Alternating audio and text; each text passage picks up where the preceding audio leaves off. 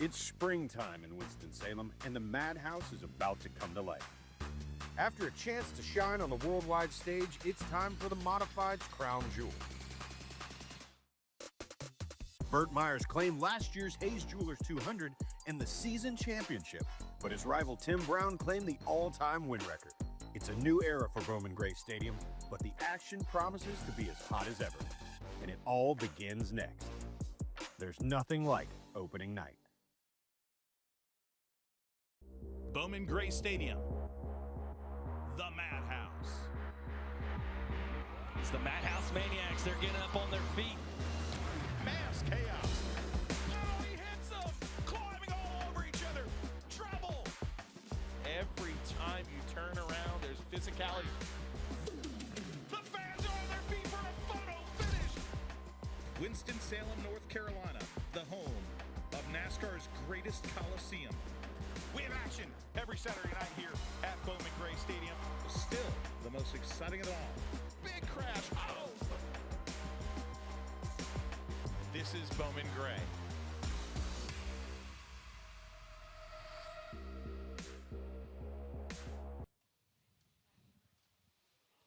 Ladies and gentlemen, boys and girls, welcome to the 1112th edition of Still the Most Exciting of Them All.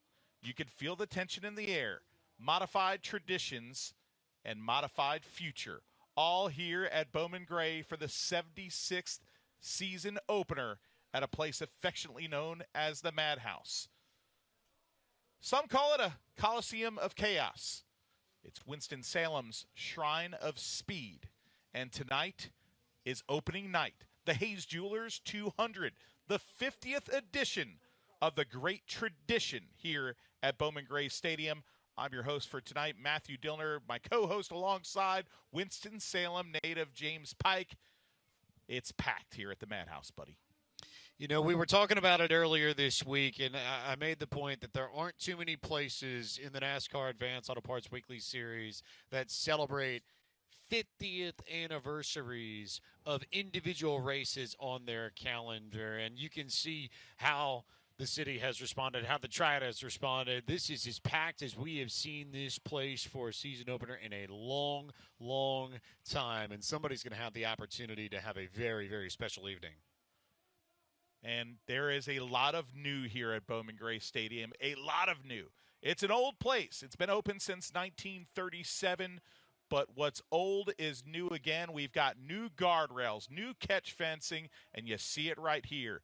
It was tough for some of us to see this history knocked down and taken out. But everything happens for a reason, and the change here at Bowman Gray and bringing back the NASCAR Cup Series. And look at the beautiful new lighting system here. These fans are in for a treat here at the famed quarter mile, and we are so proud to have it live. NASCAR Advanced Auto Parts Weekly Series Racing every week from the Madhouse on Flow Racing. And right now, the fans are getting jazzed up with the wave here at Bowman Gray Stadium. We'll be back here after this commercial break. We have ourselves a dazzling crowd here at Bowman Gray. And I'll tell you what, you are in store for some incredible racing with the NASCAR Brad's Golf Cars Modified Division headlining tonight with the Hayes Jewelers 200, Sportsman, Street Stocks, Stadium Stocks. This is going to be spectacular. Along the way, not only me, but others too, as they perform the jobs they do. I know, Lord, that in a race, I, the driver, must set the pace. But in this race of life, I pray, help me, Lord, along the way. Although I know I'm a sinner, help me to believe that with Christ, you are always a winner. Amen.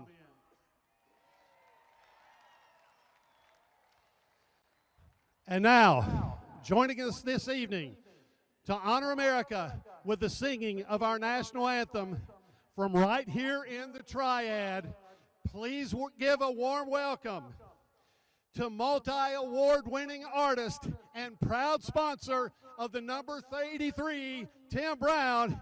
Ladies and gentlemen, Zach Burek.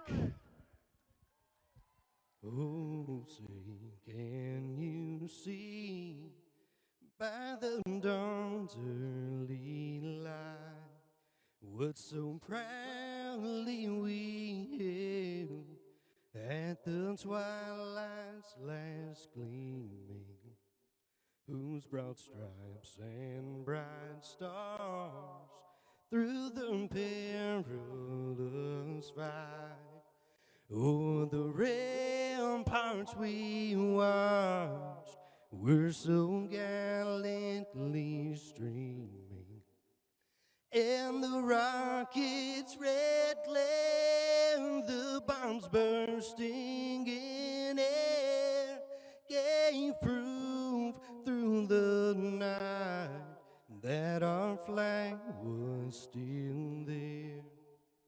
Oh, say does that star-spangled banner yet wave o'er the land of the free, in the home of the brave.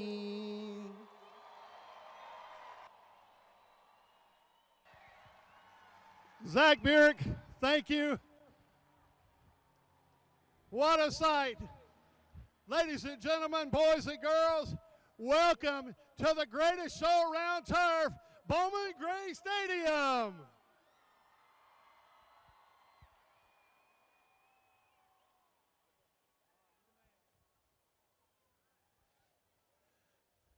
You know what they say, Madhouse fans? Saturday night, it's all right for racing. So what do you say? Let's go racing!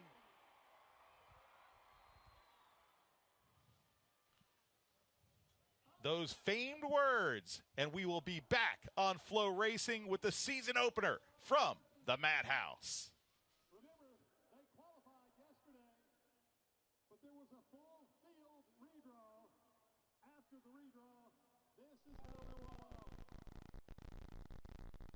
Starting 20th and shotgun on the field. From Poptown is the number 37 of Chris Massey. Starting out 19th from Winston-Salem is the number 97 of Justin Cody. Starting 18th from Louisville is the number 0 of Kurt. Starting 17th from Lexington is the number 28 of Dylan Gray. Rolling up to 90th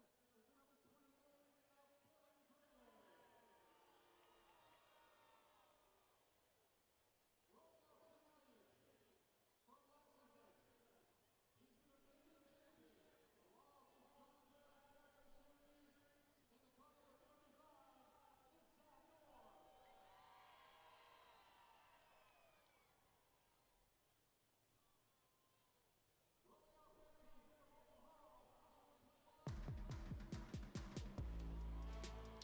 Moore.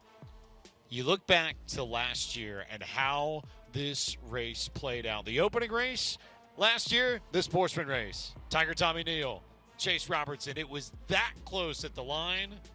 They're going to open us up this year for season 76, Matthew Dillner. And will we get a finish in the sportsman division as good as we had last year? I think that's the big question on all of our minds, because it's going to be hard to top what Chase Robertson and Tommy Neal were able to do 1 year ago. Hey, to open the season the way we did last year with an iconic Burt Myers win in the modifieds and then the sportsman, that iconic finish, it was absolutely spectacular. The fans now are so happy because the Rumble has entered the arena here at Bowman Gray Stadium. The first race of 2025 is entering the racetrack. You see it right there, the Little Donuts car entering from the north turn onto the racetrack. So is Austin Taylor's car. Let's give you the starting lineup for the first race of the night.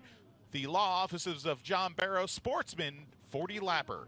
On the pole in the Smex number 22 machine, it's Dylan Ward to his outside. They call him the dog. It's Kyler Kepley in the Bark Buddies number 8. In the number 88, representing Walnut Cove, North Carolina, in the Little Donuts machine, it's Chris Taylor to his outside. In the number 23, Jerry Hunt Supercenters machine out of Walburg, North Carolina, it's Ryan Robertson. Starting 5th tonight in the Pro Choice Detailing number 51 from King, North Carolina, it's Austin Taylor. To the outside, oh, it's Big Brother. Starting 6th, the Kevin Says Yes.com number 12, it's Donkey Strong, Justin Taylor. Starting 7th of the 19 machine out of Yadkinville, North Carolina, the ever-ready mixed concrete driver Michael Adams. And to his outside, the 2023 Sportsman Series champion, the East Coast Wings and Grill number 31 out of Walburg, North Carolina, Chase Robertson. Starting 9th in the Shitty Coolers, number 15, it's T. Dawson. To the outside, your pole sitter with quick time yesterday, redrawing 4th, it's the rock star, the 03, Sterling Plemons. Starting 11th, it's the Camnall Construction, number 7 machine out of Louisville, North Carolina. Connor Branch behind the wheel. To his outside, out of Thomasville, North Carolina, the auto supply of Thomasville, number 38 of Mitch Gales. Starting lucky 13th in the Avery's Tavern machine, the driver from New York, he is known as the Furnace, AJ Burness. To his outside, great family tradition right here for the driver from Walkertown, North Carolina. In the number 81, it's Zach Clifton. Starting in 15th, the number 21 machine out of Royal Hall, North Carolina, the Hartkey Litigation Machine, driven by Tiger Tommy Neal. And starting in the 16th position, the defending champion of the law offices of John Barrow Sportsman Series, the Pulse Vodka, number 55 out of Lexington, North Carolina, Zach Orr. Oh, folks, the show has arrived, baby. In the Pro Choice, the Fence Solutions, number 28, the Lexington Old Greg's Machine, the number 28 of Billy Gregg. To the outside, Squeaky Clean Express 0, it's the 0 hero, Kirk Sheets. Starting in 19th, the number 97 Apex Race Lab Everything Euro Machine out of Winston-Salem, North Carolina, Justin Cummings. And the 20th and final starter in tonight's race out of Poptown, North Carolina, driving the number 37 Bad Daddy's Burger Bar Machine, it's Chris Massey. God, I'm so glad you could say Poptown.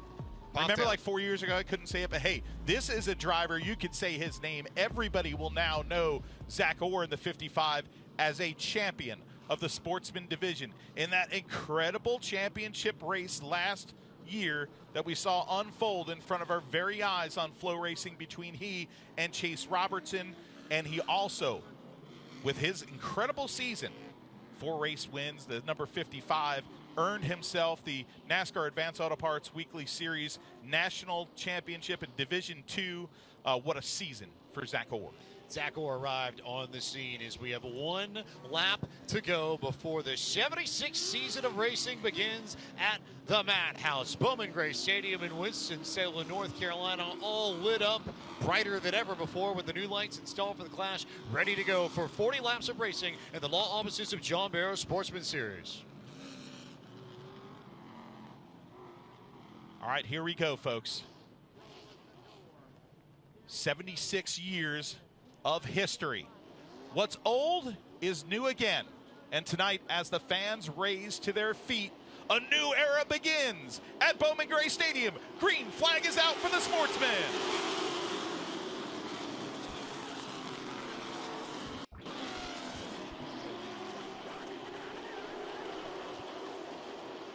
Already big movement in the middle of the field, but Chase Robertson immediately slides into that second spot. Does a nice job to get the track position there, and a big battle for third as Sterling Plemons is trying to hold on to Zach Clifton. Unbelievable battle right now in 3rd and 4th position right there. You see it. There is the fastest car, the 03 in qualifying yesterday. Zach Clifton to his back bumper in the number 81. Here comes the 55, though, of Zach Orr up to the 5th position. Now the battle is on for the lead. Robertson with the bumper tries to get into him in 1 and 2 and doesn't have the opportunity yet, but there are 40 laps here to work with. And I talked to Chase earlier. He said that he was fighting, if anything, a loose race car and fighting just slightly different compounds of rubber, but he felt really strong about this piece of the whole, loved what he had in race pace. He said, we qualified top 5, we had the pace, we were there. I just have to go out and do my job as a race car driver, but we have our first yellow flag of the evening to slow us down. Debris caution. 6 laps into the 40-lap Sportsman Division race. The caution, the call 811 before you dig caution flag is out. So yellow flag number 1 of the evening here. You see Jimmy Absher for the first time in a new look for our modern Chevrolet pace car. But still that same red Chevy Blazer ready to rock and roll and lead this field.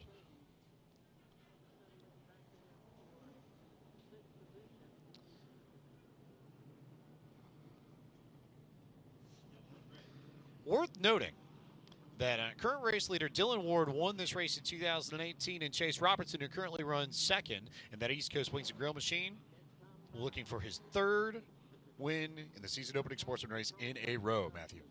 Yes, and we'll start out with our first Flow Racing driver spotlight, and there is the Furnace. Hey, he said he's 30 years old, which is too old. I kind of disagree with that, A.J. Burness. And some interesting things about A.J. Burness. He's a former competitor at Oswego Speedway in upstate New York. Won the 2012 Mr. SBS race, a very noted race up there as well. He loves RC racing. He's an electric drummer, a metalcore fan, and, a mosh pit connoisseur. Now, I've never heard of that, but a mosh pit connoisseur, as we see the cars taking the cone, I like that. That's an interesting factoid about A.J. Burness. I feel like for all the shows that you and your buddy Rob Blount go to, that you can take A.J. with that group, and the three of y'all will be right at home. I've never been in a mosh pit, but now A.J. and we got to go to a metalcore show. I'm going to get in the mosh pit. Right now, he is in the mosh pit of all mosh pits here at Bowman Gray Stadium as we're about to take the green 5 laps into the Sportsman 40.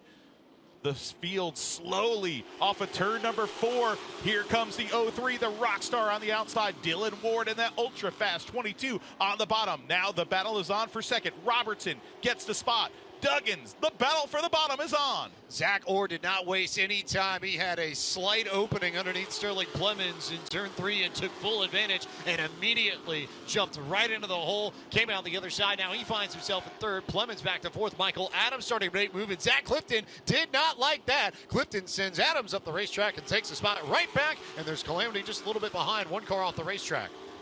Battle is on for the lead, though. Chase Robertson to the bottom of Ward. Yellow flag is out. Ward will keep his lead. It is safe as the number 12 entered the infield grass. The caution flag is out for Donkey Strong, Justin Taylor. And that Wade Interiors number 12. He is getting out of his machine right now. They actually know he got the window net down. He's pushed off. Tonight is a special night for a special, special place, Bowman Gray Stadium, but it's also a very special partner, Hayes Jewelers. Cash in on record gold prices at Hayes Jewelers in Lexington. We pay the most cash for old gold, diamonds, jewelry, and coins. Get top dollar only at Hayes Jewelers in Lexington. The most cash for your gold.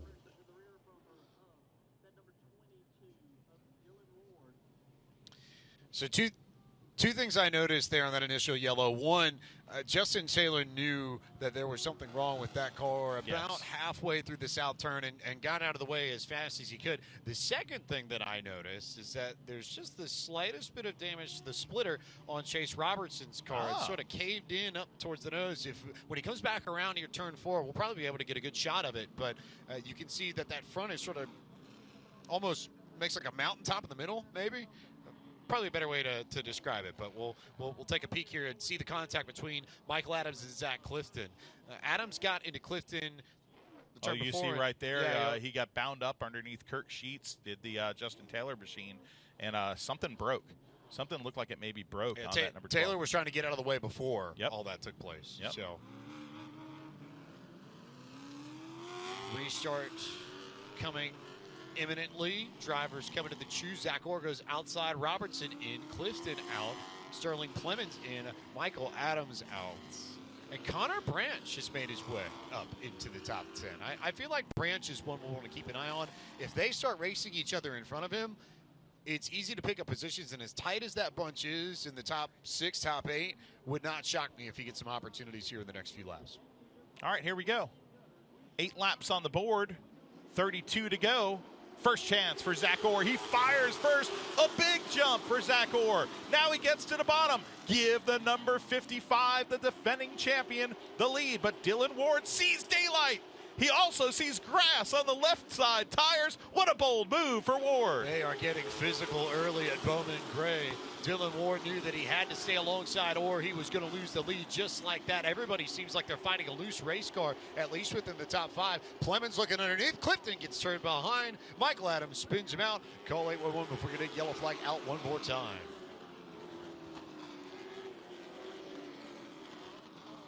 So Clifton and Adams get together once again. I imagine that might have been connected with what we saw in the yellow just before this one.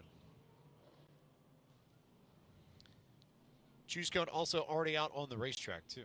Wow, quickie caution here at Bowman Gray. Love to see that, and the fans are getting their money's worth here. Is that happened, and I was just looking below, and everybody was on their feet. Let's see what happens here. Ward, of course, is going to take the inside for this choose cone. The 31 takes the inside, and once again, Zach Orr, takes advantage because he almost got the lead there. He just overdrove that turn. It washed up, and it gave that daylight that Ward needed to just get underneath him, Dylan Ward, in that 22. He sort of made his own daylight a little bit. Which I think. He exposed his entry, though. Right. And that's the thing you can't do here is expose your entry. And 22 took advantage. He took advantage. I think it's just interesting that Dylan felt the need to be that aggressive on lap, yes. 8 of 40? That, I think, is a statement in and of itself. Hey, that's who Dylan Ward is. That guy gets up on the wheel. And all the drivers are up on the wheel now. Green flag back out with 10 laps on the board. Ward, that thing turned. That thing got sideways, and it's sideways off of turn number 2. 3-car battle for the lead. It's maybe a 3-car battle, but it's almost a 2v1 because remember, Dylan Ward also prepares Chase Robertson's race cars too. That's a Dylan Ward racing machine, so they're effectively teammates, and Orr is just going to slide back in line in the 3rd spot. Clemens now up to 4th, and Connor Branch, almost as expected here, already making his way on the inside underneath drivers and coming up into the top 5, trying to fight off the 19 of Michael Adams. And now here comes Chase Robertson to the bottom of Dylan Ward in the north turn. Super silky smooth. Give the 31 the lead down the front straightaway. Lots of people in the stands cheering for Chase Robertson, who has quickly become one of the most popular drivers in this Law Offices of John Barrow Sportsman Series. So Robertson, Ward, Orr, Clemens, and Tiger Tommy Neal has made it up to 6. Has found his way behind Connor Branch, knocking on the door of the top 5. This is a 40-lapper, so we're going to see a section of this race, and I feel like it's going to be right now where we're a little bit more strung out. You see on the right side of your screen, Tommy Neal's red number 21, the 54-time winner at Bowman Gray Stadium, an absolute legend up here at the Madhouse. And right now, Robertson on the left side of your screen stretching out his lead as we get into the single file kind of stretched out portion of this race. Dylan Ward right behind him with a very loose number 22. Very loose number 22. Working lap 16 of 40. Now, you may notice that there is no ticker on your screen. That is because all scoring here at Bowman Gray Stadium is done by hand. So there's no actual digital scoring that we can plug into and pull up here. Everybody is just taking down laps, doing it the old-fashioned way. It's part of the charm here of Bowman Gray Stadium. So we'll keep you abreast of where your favorite driver is running over the course of the evening. Right now, Tommy Neal, you see on screen that red Harkey litigation number 21 currently sits in the 6th position. He's sort of stuck up behind Connor Branch. The thing I'm noticing, though, just ahead of this bunch, Zach Orr starting to struggle for pace, starting to fall behind Ward and Robertson. Yeah, Zach Orr right now has a mirror full of that black number 03 car. Yeah, there it is on your screen. The Rockstar, the 03, the fastest car here yesterday in qualifying as we are set to hit, yes we do, the halfway in this 40-lapper. And right now Orr has his hands full of the 03. Sterling Clemens looking for a way. If you're Clemens, I wonder how hard you push this issue, knowing that you've got a full season to try and go get wins, try and get points. But just within the context of this race, if you don't trust the lap traffic that Robertson and Ward are getting into, you almost have to go make the move now, I think, in order to have a chance to race them at the end of 40 laps, right? Yeah, I think you're right, but, you do have 20 laps to go 18 laps to go. But that, if we stay single file and kind of stretched out here, that can tick off really quick. And but he knows he's got the whole season. Oh, the leader right now into a lap car. Chase Robertson tried to go to the bottom of A.J. Burness. Burness tried to give him the outside groove, And boy, oh boy, what a close call for your race leader, the number 31. That's allowed the 22 of Dylan Ward to reel him in coming off the north turn.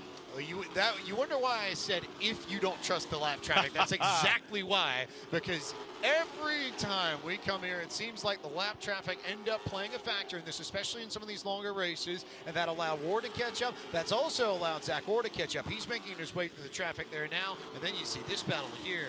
Zach Clifton, 23 machine there fighting hard. That's Ryan Robertson going for spots, and they're all over each other a little bit further back. This, I believe, for the 8th position. But yellow Austin flag Taylor. out once again. Oh, it is. That's the yellow that Chase Robertson didn't want to see. But that's going to close this field up 26 laps into this race. And that's when the tipping point could take place. Ward, though, that 22, super loose. Super loose. So I don't know if he's going to have the car, because if you look at the 31, the way he's been driving around the corners, that car, entry, perfect. Stops, rotates, and drive off is absolutely fantastic for Chase Robertson. That car looks really good. I think it's a classic case of you want your car to be a little bit loose, and a lot of the drivers I talked to in the garage know that much like many racetracks around the country, that Bowman Gray does tighten up as air temps drop and we head into the evening. So they knew they were dealing with free cars early on when you practice in the day, but if you get the track to tighten up, you sort of fall right into the sweet spot of where you want to be so far as handling goes. And I think Robertson, I like the rear end of Robertson's car and the way that's rolling out of corner exits a little bit more than Ward's. The Ward's car could maybe tighten up as the tires wear off, burn a little bit of fuel, so maybe the handling might come in on that 22. It didn't seem like it was handling all that well, but good change here. 40 laps is a long time for these sportsman cars. Choose cone is out. Chase Robertson takes the bottom. Ward chooses the bottom as well. The 55 to the top. To the bottom, Plevins. To the top, Connor Branch to file into the 4th position. Moves him up 2 slots on the board. Behind them, the 21 and the 19, Austin Taylor and Zach Clifton behind that. Here we go. 26 laps on the board. First time, I think, to my knowledge, that we have seen Connor Branch elect to take a spot up in that high lane. He'll restart effectively 4th. Second car on the outside, so watch that 7. They stacked up there big time, and Zach Orr did not get going, and there's contact there with Dylan Ward, and then Orr is going to go around in the corner, and the yellow flag's going to come out. I wasn't certain they weren't already going to call back they did call the for caution a restart, before that. And then all that happened over in 1 and 2. I think Orr is probably going to get a spot back, okay, because that caution was flown for the jumped start by Robertson, so the 55 spun incidentally under that caution. Let's take a look at this. The 55 is going up to get his spot back. Keeping an eye here on Zach Orr. He'll have something to say about the contact there with Ward, but this is a replay. This is the restart. Orr didn't have a great one. Robertson had a fantastic one. They make contact on the front stretch and then contact again in the corner, and around goes Zach Orr. Well, I bet you his heart rate is going. He is probably really glad that the yellow came out when it did. The defending series champion in the Pulse Vodka, Jerry Johnson, number 55.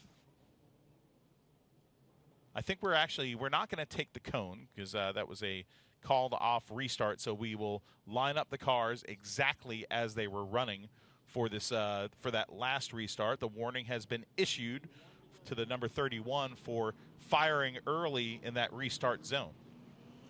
And worth noting also that the restart zone is not the same as the restart zone that was used during the clash. It's further back towards what people looking at a normal oval would count as turn 4, what we know as the north turn here at Bowman Gray. So a little bit further back that way, but the zone lines that you see on the track, you can disregard them during NASCAR Advanced Auto Parts Weekly Series competition. And a little bit further back, just out of shot, there are more disagreements for positions, and the track crew is going to give us the opportunity to sort that out. I think, they might have gotten in line just in time.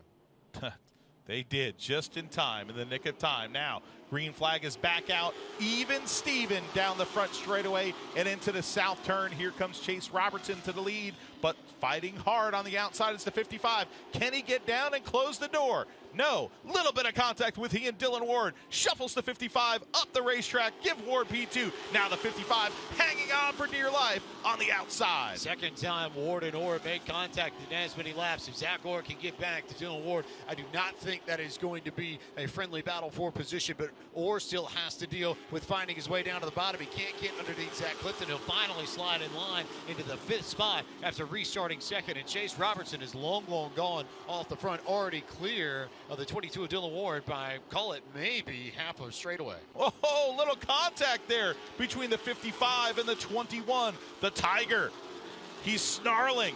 He's got his hooks out, and he is ready to go. He's moving through the field and gets by the number 55. Coming to 10 laps to go. Battle with Neal and Orr. Also battle for second as Sterling Plemons has made his way to the inside of Dylan Ward. Plemons has a fast machine. Does he have enough time to run down Chase Robertson if we go green the rest of the way? 10 laps to go. No lap traffic, save for one car in front. But Tommy Neal is going to go around just out of frame and bring out the yellow flag once again. Crowd is going insane here at the Madhouse. Contact from the front bumper of the number 55 sends the 21 of Tommy Neal around. The crowd is cheering. Some are jeering. Already, week number 1, it's bird season coming from the grandstands. Let's look at the replay right here. Tommy Neal in the north turn. 55 gets into him just so slightly when the 21 was hitting the throttle. The 21 was already halfway around before Orr made contact. Oh! So. Extracurricular activity here in turn 1 and turn number 2. So you can see Tommy Neal not happy. Though, to be honest, in this case, I feel like that's more of a racing deal at that point because Tommy was so sideways middle of the corner. Or finished, or finished the job for sure. But Tommy certainly helped, and he just about got into Sterling Plemons there, too. Tommy Neal is not happy. Okay, you know, it was the timing of how he got into him. They have a history between them dating back to 2021. But, honestly, where he hit him is exactly where he was getting on the throttle. Mm-hmm. Okay, and Zach Orr knows that. You know, here's the replay of what happened under caution. We were looking at the replay, and the crowd erupted right here as the 21 sending him a message. No egregious contact there, but making sure he knew that he was not pleased. Definitely had his say in, did Tommy Neal. Never mind the fact that I feel like just with the way this is played out as the drivers hit the shoes and the lights go out the pace car. You know, Denny Hamlin had that 11 versus the world that was based off the Ohio State fans he hung out with during their playoff run. I don't like to talk about Ohio State. Zach Orr could use a Zach Orr versus the world sort of setup tonight. Or Tommy Neal versus the world. Well, but more Zach Orr because Orr's gotten into it with Ward and Neal and everybody. So it's been that way for Zach Orr in this race tonight. Zach Orr, though, lining up right now in 7th position. Not too bad for all the skirmishes that he's been in tonight. A great run, all things considered, yeah. 8 laps to go in the Sportsman season opener, the 76th season of auto racing, NASCAR auto racing here at Bowman Gray Stadium. Green flag is back out. Dylan Ward on the outside sends it in there. That car real free on the top, but he's giving it all the gusto. Really impressive work there for the 23 champion of the 300 lapper at Martinsville to drive with the throttle the way he has, really controlling the way he gets back into the groove and back into the gas on corner exit, but just not good enough to hang with Chase Robertson. He's got Sterling Plemons for the moment, but opens the door on the inside, and Plemons has the opportunity to get second once again. The 55 getting into the number 19 there, just that last corner. Some great contact now. The battle is on for second. Here comes Plemons to the bottom. The rock star, the guy that built his car. He puts him in his rear view mirror. That brand new Dylan Ward 03 race car is now in second position. Does Sterling Plemons have enough time to run down Chase Robertson? Now it's 5 laps to go. Last thing Plemons needs is a yellow. If this goes green all the way, he's got a shot, I think, to get there. If we get a yellow, it could be tough, but it could make things very interesting. Well, that yellow could close it up, but I don't know. I don't know if he has enough time to catch him. He might have enough time to catch him. I don't think he's got enough time to pass him. Coming to 3 laps to go for Chase Robertson. Robertson clear, truly by a half a straightaway. Best car in this field right now, and by some margin. Clemens has made it clear that he's got at least the second best piece, but barring a yellow, it might be as good as that, no higher. Robertson leads Clemens, Zach Clifton, Connor Branch, Dylan Ward. That's your top 5 as they race down the back straightaway, coming to the white flag. Chase Robertson will have 1 lap to complete. No lap traffic in front of him that he will catch as the crowd cheers, applauds, and salutes the 2023 champion of this division, who's half a lap away from winning the season opener.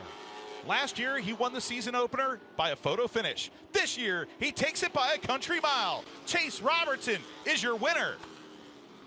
His 3rd consecutive victory in the season opening race for the law offices of John Barrow Sports Division, and his 13th win at the stadium in his career.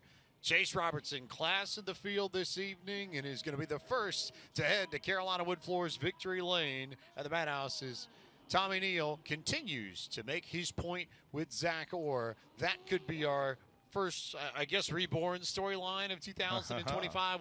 We'll see that thickens. one. We'll see a few more chapters in that one, I think, throughout the year.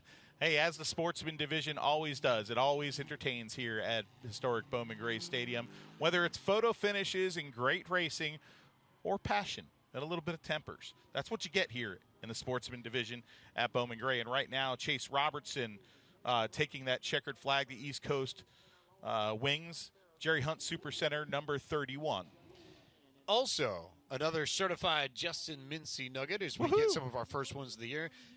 First driver to win 3 season opening races in a row at the stadium since Ronnie Clifton from 2002 to 2004. So that's a 21-year-old mark that Chase Robertson has now equaled.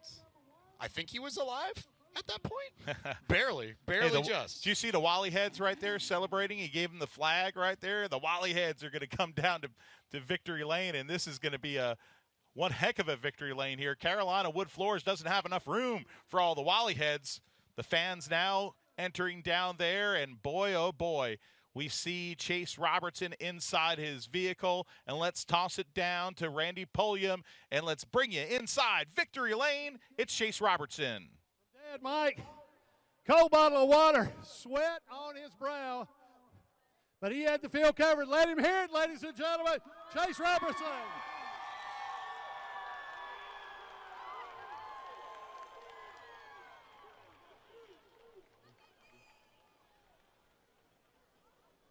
Chase, congratulations, my friend. What a way to start the season. Yeah, man.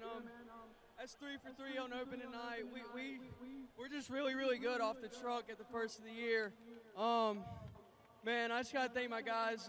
We missed the pole by just that much, and man, it just means a lot to do it three times in a row. And yeah, man, I just gotta thank my guys and all these fans that came out here, my sponsors, and Dylan Ward Racing, man. He makes me look good.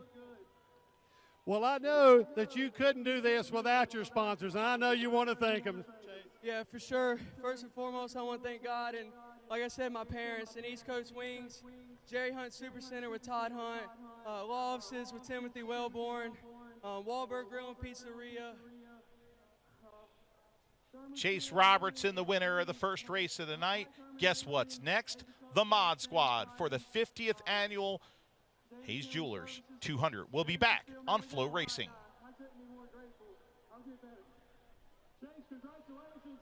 I know you want to head over to the Carolina Wood Floors Victory Lane to get some hardware from Zach Hayes. Got a nice winner's trophy over there. Ladies and gentlemen, Chase Robertson, the winner of the 40-lap Sportsman feature tonight. He's heading over to the Carolina Wood Floors Winner Circle.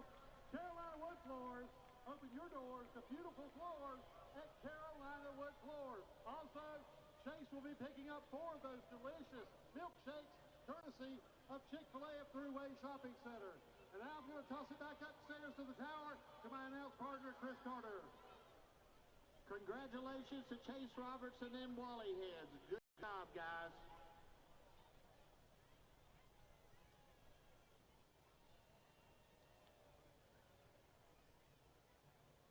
Race fans, all eyes on the scoreboard. A great haircut will never go out of style, and then a great clip. It's gonna be great. If your birthday falls on June 9th of any year and you have any type of positive proof, such as a driver's license, student ID, or health insurance card, go to the program sales station located on the concourse near the south gate between turns 1 and 2. And if you are one of the first 10 fans to arrive, you'll win a Great Clips gift certificate good at any participating Piedmont Triad area Great Clips for a free haircut. Great Clips, it's gonna be great. Back to you, Randy Pulliam. Madhouse, are you ready for the Hayes Jewelers 200? You can do better than that. Are you ready for 200 laps? Well, we've got a treat for you. The fastest, most powerful cars under NASCAR. And this is going to be Burt Myers versus Tim Brown for the win at Bowman Gray. Jumping up and down are the fans. Burt Myers is 11th, Hayes Jewelers 200. This is what you dream of. History as Tim Brown, the Rocket, rockets to the top of the all-time wins list. Tim Brown hits the century mark. Burt Myers, an 11-time champion of Bowman Gray Stadium.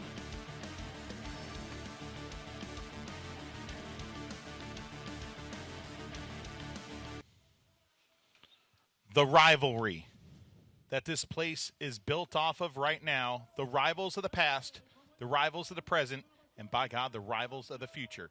And right now, the future is at Bowman Gray Stadium, and the Gladiators have entered the arena. Tim Brown, the Hayes Jewelers Jerry Hunt Supercenter machine, and Burt Myers, two of the great rivals here in the Brad's Golf Cars Modified Division, and then the next generation right alongside of him. That is Slate Myers, 16 years old. The future is bright for a fourth-generation star. Tonight, his father right there on the pole. Will he win his 12th Hayes Jewelers 200? But the Hayes Jewelers driver, Tim Brown, wants to be the one that stops him. And, folks, they start side by side on the front row. The Gladiators, the two best here at Bowman Gray, at the top of the wins list. And they're side by side to start it all. It was Tim who got to the century mark of wins first. Managed to do that last year. Burt has a very realistic shot of being able to do that at some point in 2025. Enters this campaign with 97 wins all time. So 3 more in this year would do it. Burt Myers getting 3 wins in a season, not a particularly hard thing to envision, I would say, Matthew. This is one of my favorite sights of the year. Bowman Gray is steeped in tradition, and right now you're seeing one of the great traditions that is beloved here at the Madhouse. The teams pushing their chariots of speed, these open-wheel ground pounders, up to their starting positions. No, these cars aren't firing and getting in place.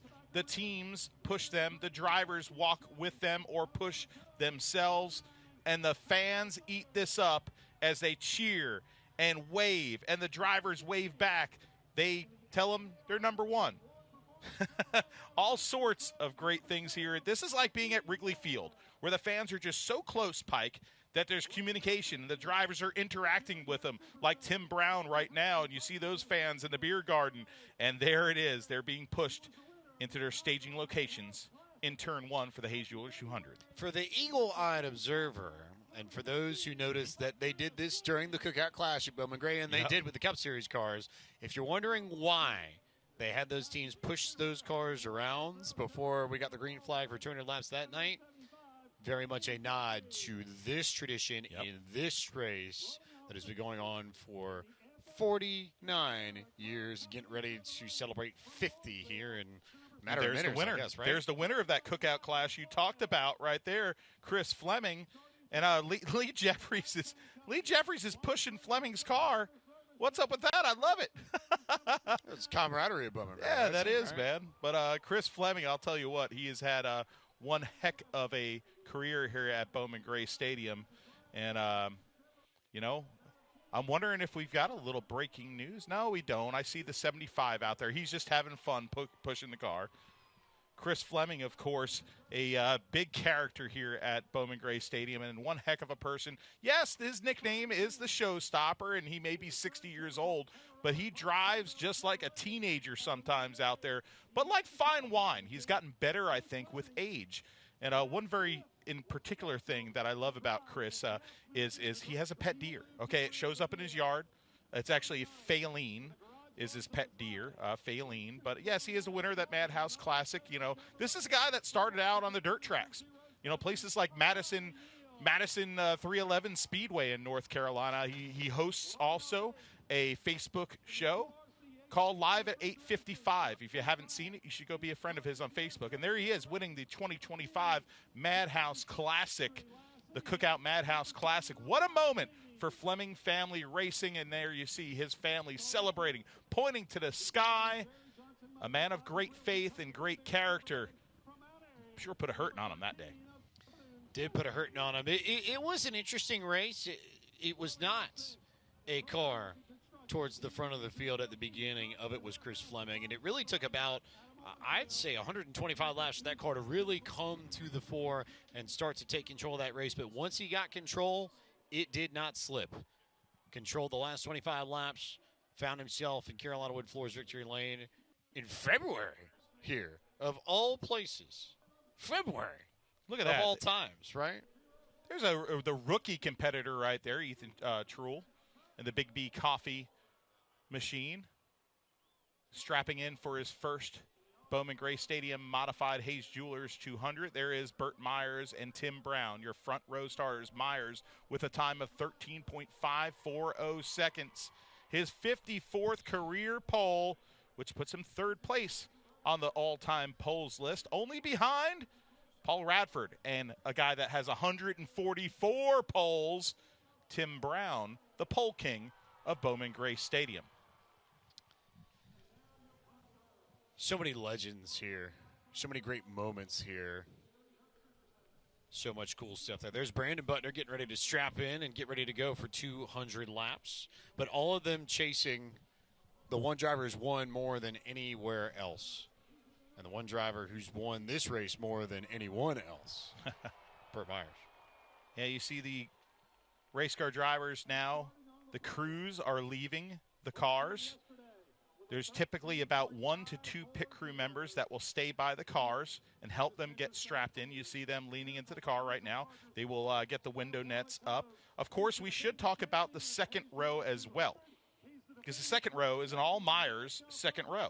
So right now, Tim Brown is in a very tough Myers sandwich here on the outside of that front row, because behind him in the third spot, Slate Myers. We haven't talked about Slate Myers, but in his sophomore season, he put down a lap yesterday that he was on the pole until Tim and Burt, the last cars out, knocked him off. But an incredible run, his best qualifying performance ever in this modified division. You figured at some point that Slate, with the know-how in that family more than anything else, was going to figure it out. And figure it out, it seems like he's beginning to do so as the lights begin to flicker here. And this is intentional. This is part of the upgrades that came about in advance of the Cookout Clash here in February. They redid all the lights around Bowman Gray Stadium, swapped them out from the old bulb style to LEDs, and now we can do cool things like this as we get these drivers ready to go for the Hayes Jewelers 200. There are the LED lights and the roar of the modifieds as the Hayes family just gave the command to start the engines. Let's listen to the ground pounders.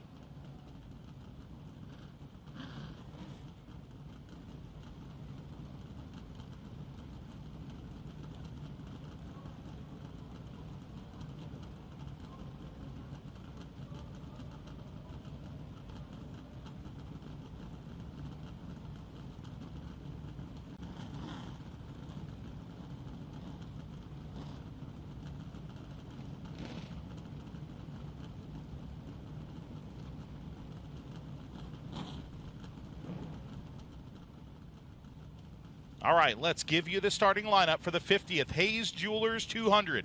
On the pole in the Citrus Safe number 1 from Walnut Cove, North Carolina, it's the ace, Burt Myers, to his outside, a 101-time winner.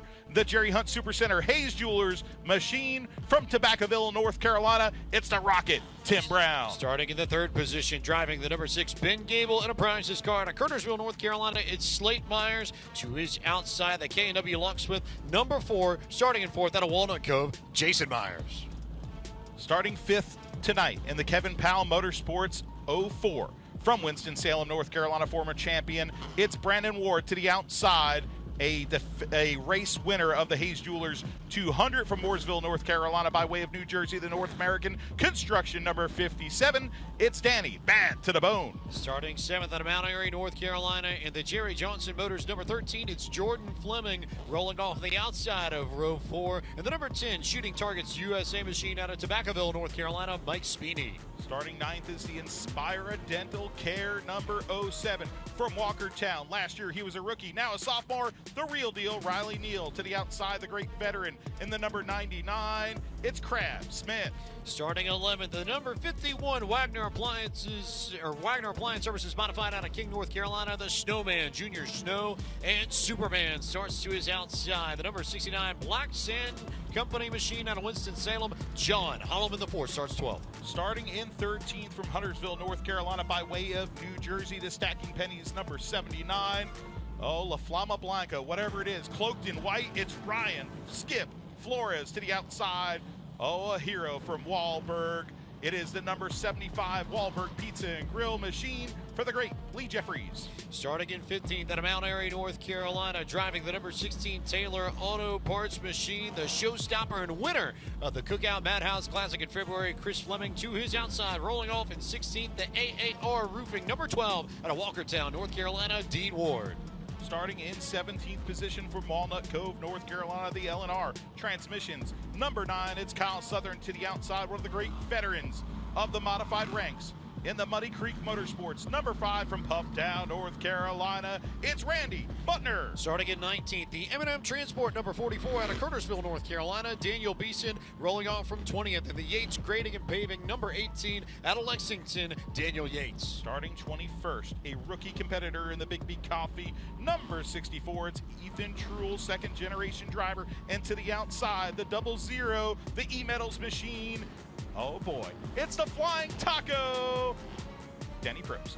Starting at 23rd out of Greensboro, North Carolina, the number 3 machine of Andrew Hara. And starting in 24th, the Yadkin Valley Aviation number 35 machine, piloted this evening by Brandon Butner.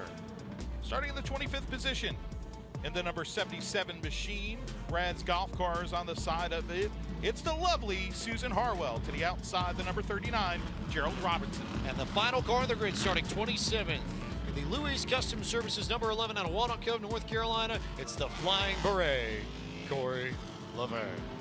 For 49 years, they have run this season opening race, this 200 lapper, this one of the most famous races of all, at Bowman Gray Stadium. And to call the start of the 50th edition of the Hayes Jeweler 200, here is the voice of the Madhouse, Matthew Dillner.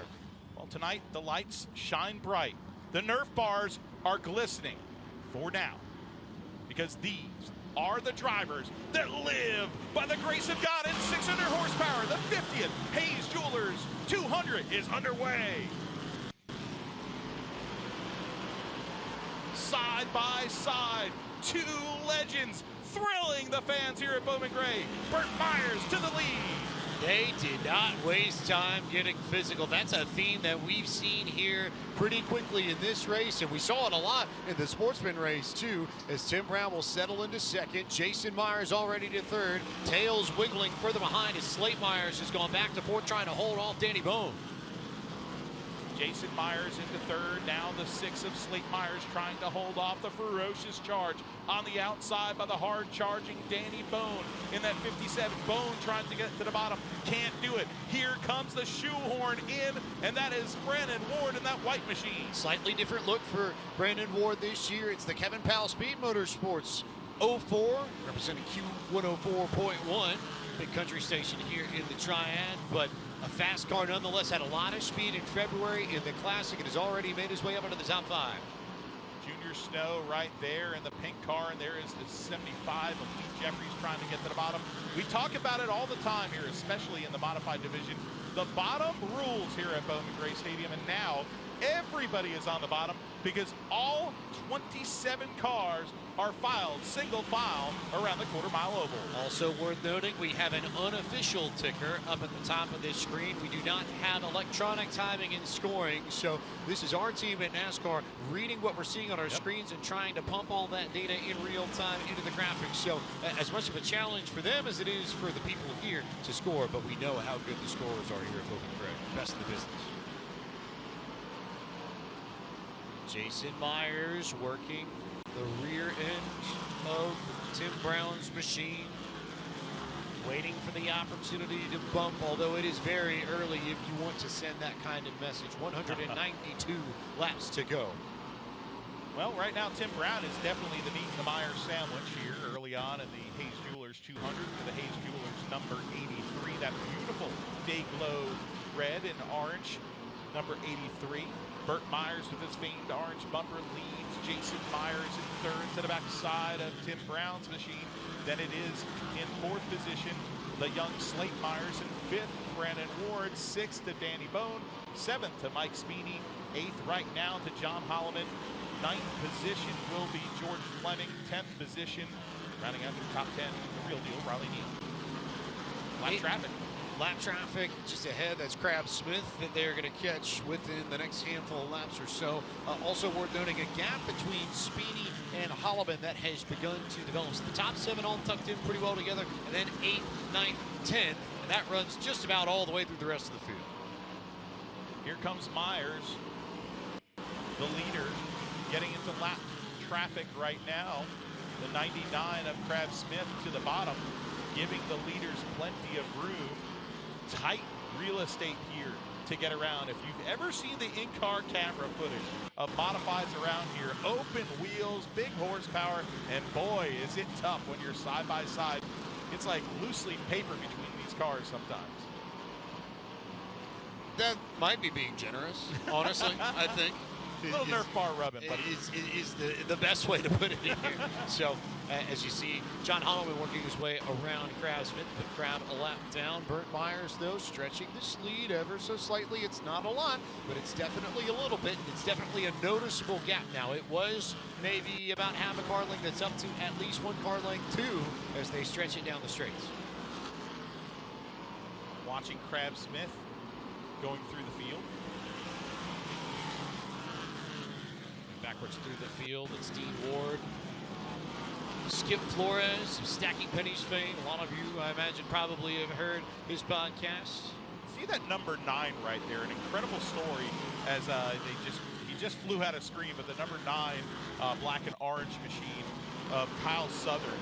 And Kyle Southern in that black and orange number 9 right in front of this battle. Kyle Southern had an interesting offseason. You know, lost his house in a fire. Did the driver of that black and orange number 9. And it was awful, okay? You know, losing your home is one thing, but then to lose your race car on top of it. Well, the race car that Kyle Southern has tonight, there it is on the screen, was a Drew Moffitt race car that he just purchased just the other week. So finally getting his program back up and going, and just in time to run the Hayes Jewelers 200. Good time to get a car back, right? Hey, if you're going to do it, right time. But man, that family had a tough offseason. So great to see Kyle Southern back, and great to see the field tightening up here. A little bit of bumper tag was going on there for a few laps between your top 5 drivers.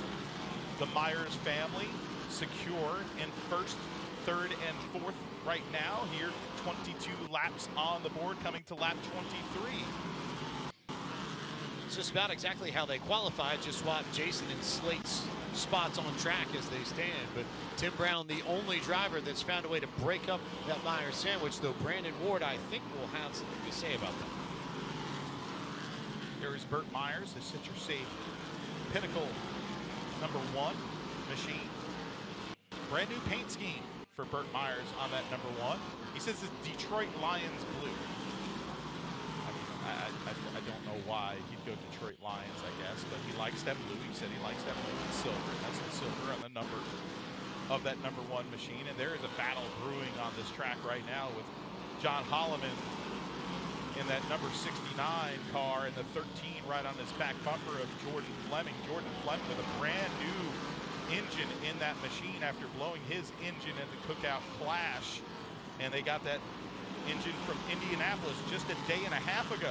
Last night, or the night before last night, they were putting that engine in the night before qualifying here and got it cranked up that morning, yesterday. So close call to get that 13 ready, but the Fleming boys worked their butts off.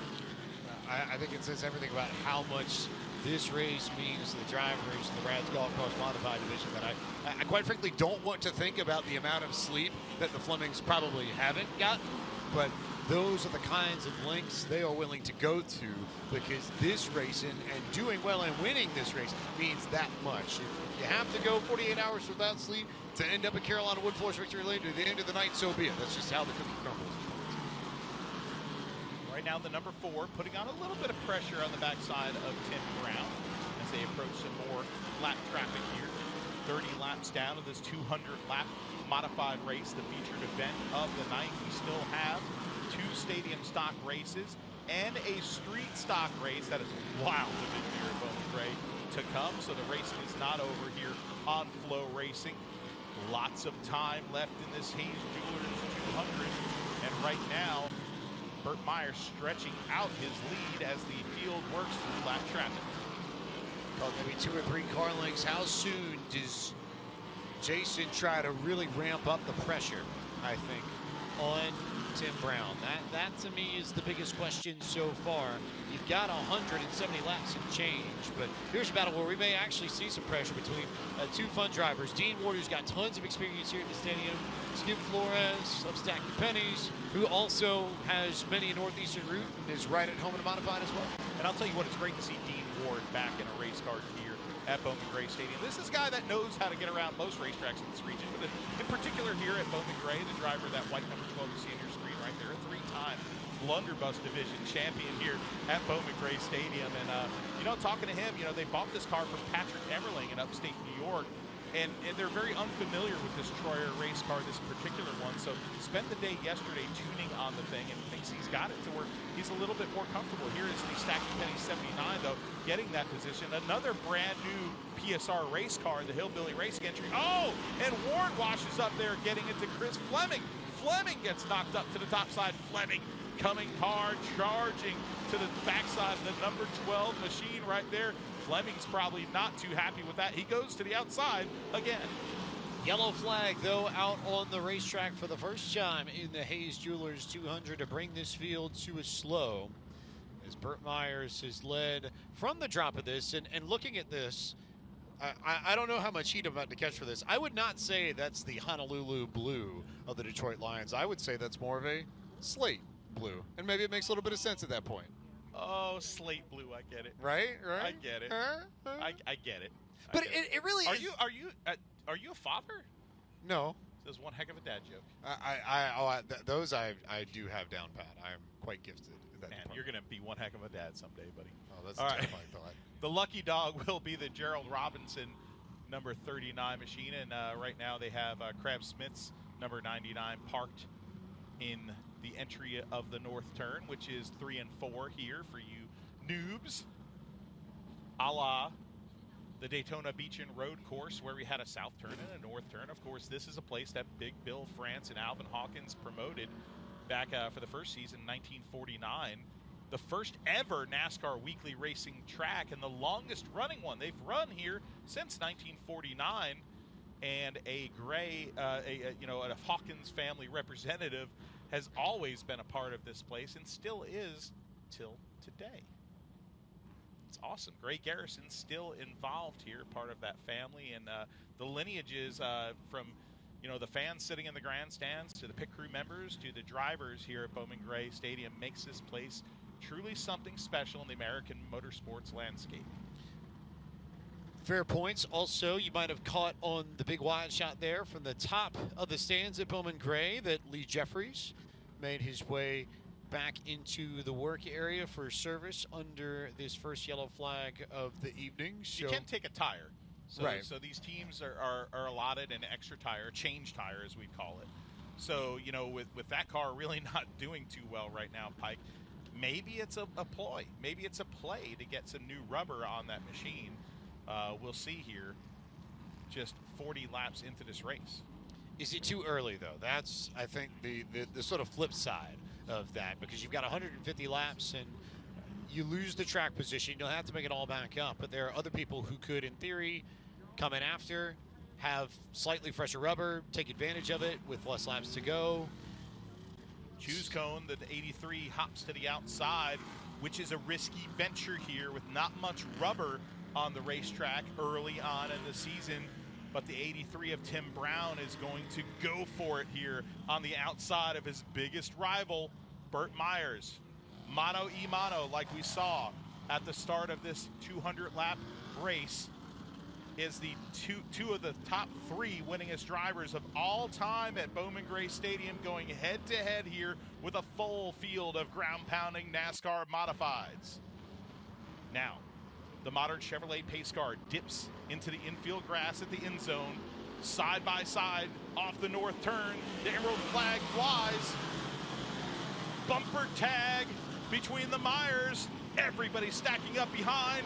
2, 3 wide for third and for fourth and fifth and sixth. Behind them, it's crazy. Big winner, I think, on that one was Brandon Ward, who was able to get underneath Slate Myers and Danny Bone and jump up to the fourth position as Jason Myers puts the pressure on Tim Brown and almost got himself caught out, almost slid half a group at the racetrack, opened up the bottom lane for Brandon Ward there. Look at the battle back in the field, though. There's Jordan Fleming underneath the Holloman machine. He gets loose coming off the corner. Give that spot to Holloman. The field's starting to file into single file, and right there, the number 51, right behind that is the only side-by-side battle on the track. This track has not taken rubber yet, okay? You can see some dark grooves when you just saw that wide shot there around this racetrack, but it is treacherous when you try to get into that second groove right now. Really, really tough, I think, more than anything else, just to fight out there. I think of way, way back when Chicagoland and Kansas made it to the Cup schedule in 01, and how for those first races, really the first 2 years, I think it was really truly one group racing for the most part. That's about how this track is now. That should change over the course of this remaining set of about 150 laps or so. But right now, really, really tough if you're stuck on that high line. That's why you see so many people trying to get down inside. Battle beginning to brew for the fifth spot. Mike Spini pressuring Slate Myers. Those two the closest in the top 10 at least. The only other battle that compares a little bit further back, Kyle Southern and Randy Butner, as there's Spini yet again. Really good entry, I think, into the corner for Spini right now. That car looks good into 1 and into 3, or into the southbound turns. He's knocking into the back door right now of Slate Myers. Slate Myers driving a very smooth race, but Spini, I think, is losing a little bit of patience. He was really late to get to Bowman Gray today. His son was racing quarter midgets, and there's the contact. Great save by Slate Myers there. Spini lays off of him a bit. Now Myers washes up high a little bit, exposes himself, but gets a good drive off of turn number 2. This is a good battle right now, and we have a spinner in turn number 2. Gerald Robinson and Andrew Hara have spun coming out of turn 2. Second caution in this 50th running of the Hayes Jewelers 200. This race dates back to 1975. It has bounced around a little bit, but it's still the venerable season opener at Bowman Gray. We'll take a quick break, and we will be back with more action from the Madhouse here on Flow Racing. Don't wait. Sell your old gold to Hayes Jewelers in Lexington. We pay the most for your old jewelry. Get top dollar for your gold, diamonds, silver, and coins. Only at Hayes Jewelers in Lexington. The most cash for your gold.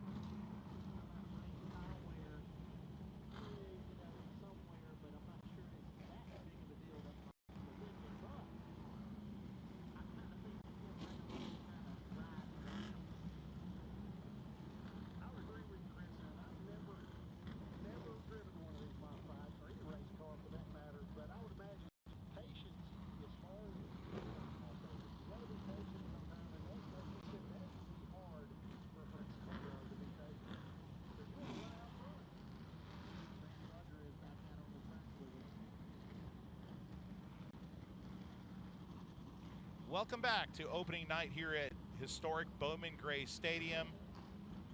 The 76th season of racing, the Hayes Jewelers 200, the 50th edition of this great race. The cone is out. Let's see what the drivers do. Will the 83 take the top again? Yes, he does. So, you've got Brown up top. You've got Ward up top. Speeney, Holloman, Ryan Flores. Skip Flores goes to the high line. Will restart effective 10th. Riley Neal, Chris Fleming. It's like the 44, I think, of Daniel Beeson also up there. Kyle Southern goes high. Randy Butner goes high. For this restart that will come with 145 laps to go. Myers, Brown, cat and mouse game. Brown goes, Myers doesn't. Yellow flag displayed. Didn't even need to say much on that one. That's immediately you see enough Bowman Gray Racing and you know that one's going to come back. Why go up to go back down again? Hey, they're fighting for every inch in that restart box. And right there, it's cat and mouse, but it's also, let's see what I can get away with. Let's see what I can do versus that other competitor. Now, in the box again, Brown goes, Myers doesn't. Green flag is now taken back. Yellow is out again. The plot thickens. The restarts getting interesting. The second one of those, I just from my perspective, it looked like Burt was able to see Tim go and just waited and knew that in all likelihood there may be a warning coming down from race control. So is the third time the charm for the restart? Yes, it is. Now we'll go back green flag racing in the Hayes Jewelers 200. Both those drivers even through turn number 1 and turn number 2. The 83 charging hard on the outside. Fans now on their feet, wheel to wheel down the front straightaway. Give the position to Myers. The number 83 hanging on a little bit more contact, and the 83 files in behind. Brown to second. Brown to second, and all of a sudden Brandon Ward's in third, and Slate Myers has got around just behind, and it's a parking lot back in the north turn, and the yellow flag is out once again. Big damage, it looks like, for Riley Neal. Chris Fleming, third place man in points last year, involved his son Jordan Fleming. Junior Snow, Daniel Beeson, Kyle Southern, possibly Randy Butner, yes that is, and the 3 car on the outside will be Hara. A lot of drivers towards the back. You can see it there as Butner comes around, but they spun just to avoid getting damage in that. I see the 44th Daniel Beeson going into pit road. There's Chris Fleming coming out. Here's a replay. You'll see what happened. Watch. Mike Speeney, Slate Myers, a little bit of contact entering 3. Myers goes around, and then everybody else just goes left, right, center, wherever they can go to avoid contact. It's a good game. Left, right, center. Not a good night right now for Slate Myers, as he was having an incredible run, but now, because of the front bumper contact from Mike Speeney, a little bit of overheating right now for the 79 car that has some damage on the front of his car as well. Looking at the number 79 close right there. But I'll tell you what, 8-car pileup here at Bowman Gray Stadium brings out another caution. A lot of drivers I saw go into the work area. Randy Butner I saw go back there. Beeson go back there. I think Lee Jeffries has also made his way back there. Riley Neal had that damage on the left front. He went back to the work area. Might be missing 1 or 2 here on the racetrack, but there were a fair amount of drivers caught up in the biggest incident in this 50th Hayes Jewelers 200 so far.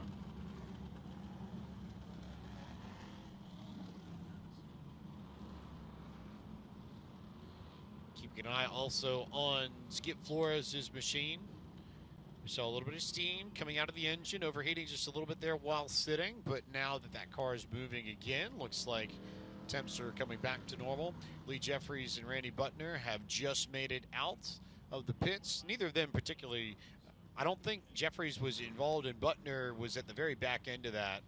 Didn't really take any damage from what I could tell at our vantage point high above Bowman Gray Stadium.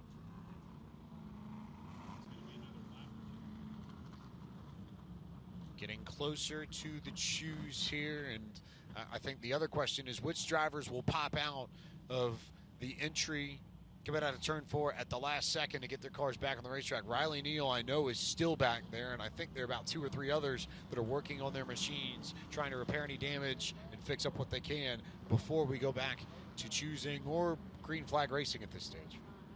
Yeah, I don't think the choose cone's coming out this time. We still have some trouble. Oh, and there is Riley Neal's machine re-entering the racing surface. There is the cone. Matt Garrison standing by the cone, his buddy. They're good friends, he and the cone. Used to be Jeff Bunton's best friend, but now Garrison and the cone, they're homies. Have an account on social media, maybe? Wouldn't be the first cone to have an account on social media. Yeah, I mean, this cone, this is an action-packed cone right here. Action-packed cone? Yeah, I mean, it sees a lot of action here. I like These that. fans are seeing a lot of action. Right? I like that as a handle, honestly. Action-packed cone. Action-packed cone. Oh man, you know, a lot of people here in the grandstands, a lot of people watching on Flow Racing.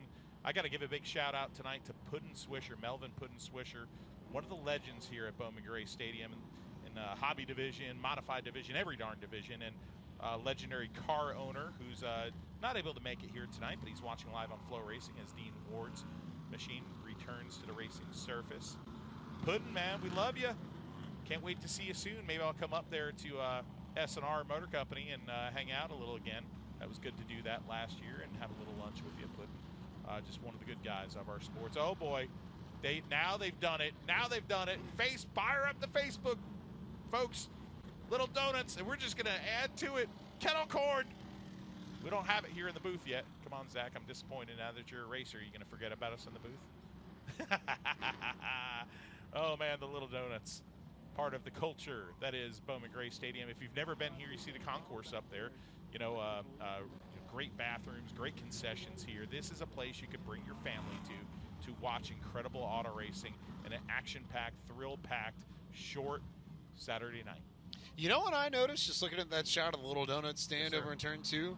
I'd say they've gone from a truck to a semi-permanent building over there. Oh, that's just a bigger truck. Right, right, but that's an upgrade for them, right? Oh, it is, and they've got a different location. They're a little deeper into turn number 2. I think they just wanted to move closer to Elgin Trailer's new camera location that we've moved closer to turn 2 instead of in the center of the south turn. Because why not? I mean, why wouldn't we want to put the donuts wafting behind Elgin Trailer, our star cameraman there? Got 4 cameras for you tonight, 5 if you include our daring static camera in turn number 4. Don Dunkley fielding that camera tonight. Choose cone, though, is back out. So I suppose we do have a race to talk about. Yeah. And updates to give. And nothing particularly crazy. Could be outside. Right, right. Deja vu all over again. Tim Brown, of course, going to be starting effective second. Jason Myers, John Holloman, Ryan Flores, Kyle Southern, Chris Fleming, Dean Ward. You know, here's the thing, though. Like, how can you not get excited, even though we've seen this restart again and again and again? How can you not get excited when right now we've got the 2 Titans side by side again, leading the field to the green flag. The green flag is out. Brandon Ward doesn't go behind them, but now they're side by side. Myers washes up and almost runs to 83 into the hot dog stand, but the podium's hot dogs 83 files in for second position. First 3 cars are single file. Holloman trying to find space up top. I think Brandon Ward probably owes Danny Bone a big thank you note because Bone could have turned him around. Meanwhile, further back, somebody did get turned around, and the yellow flag comes out again. That's a break for Ward more than anything else. Chris Fleming in the infield grass. Chris Fleming causing the yellow. Not the greatest night for the Mount Airy driver of the Taylor Auto Parts Jerry Hunt Supercenter machine. And I believe that is the flying taco that is stuck in the fence just out of view from us, and that's the real reason for the yellow. So great work there. Don Dunkley with that great shot. Thank you, Don. The taco is not flying as much as it normally does. Yeah, I mean, sometimes tacos, when they're wrapped up in foil, get a little smushed, okay? And that taco is a little smushed. He's had a tough weekend. You know, some engine troubles plaguing the 00 yesterday. And the driver that E-Metals 00, a hand-lettered machine. They actually left yesterday. They didn't attempt to qualify. They left and brought that engine to the fine folks at Raymock that build a lot of horsepower And the Remont guys worked on that engine overnight and getting it back here just in time for today's racing action. There is Skip Flores, the cloaked in white. I don't know. Somebody said we should call him the White Knight. That's Dick Trickle. We can't do that. La Flama Blanca. That's kind of like ode to Kenny Powers. I don't know. Mexico season 2. I don't know, folks. If you got a suggestion, I can't just say cloaked in white. The Pope. I don't know. The Pope wears white. Nah, he's not the Pope. I keep thinking something monochromatic because that's the only car that truly is just black and white in the entire field. And in that sense, it is different from all the other cars running tonight. I don't know. Like, here he is, monochromatic. Oh, there's the suit, the greatest suit in the history of motorsports. The Flying Taco, Danny Probst. He's got aliens, cows. It's a Porter Wagner nudie suit. Unbelievable. Look at that. Look at that. Bow tie. He may have had a bad night, but he's still formal here at Bowman Gray Stadium. Class act right there. Keeping it classy with the bow tie. I like it. Hey, that's why the fans love him. I mean, it's not just a fire suit. He's one of the funniest guys in our pit area. Yes. If you ever had a conversation with him, you don't leave it without laughing. Let's take a quick break here at Bowman Gray Stadium as we tow the taco. We'll be back on Flow Racing.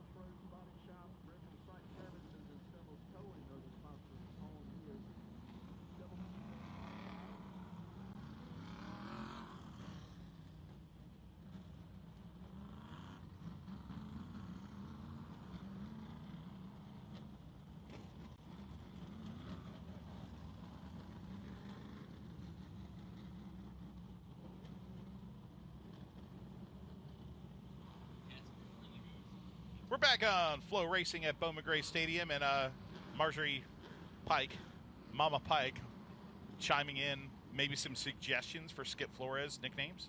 So we've got the Ghost. That's not bad. Checkerboard. Checkerboard's done. Zebra. We can't call Skippy a zebra?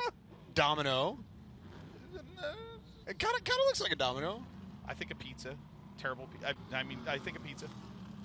Panda? Panda? No, there's already Panda on Jason Myers' picker. We can't give him that nickname. Marjorie, keep on going. This is really good. Domino? Domino? No, I think a pizza. No. You just think of pizza in general. Yeah, I mean that's. Have you looked at me? It's the New York in you more than anything else. Oh yeah, that's fair true, about that, true. right? I was also talking about my shape. Oh, Chuck Bush from the top rope like Superfly Jimmy Snuka with Casper. Oh, that's Casper, the friendly racer.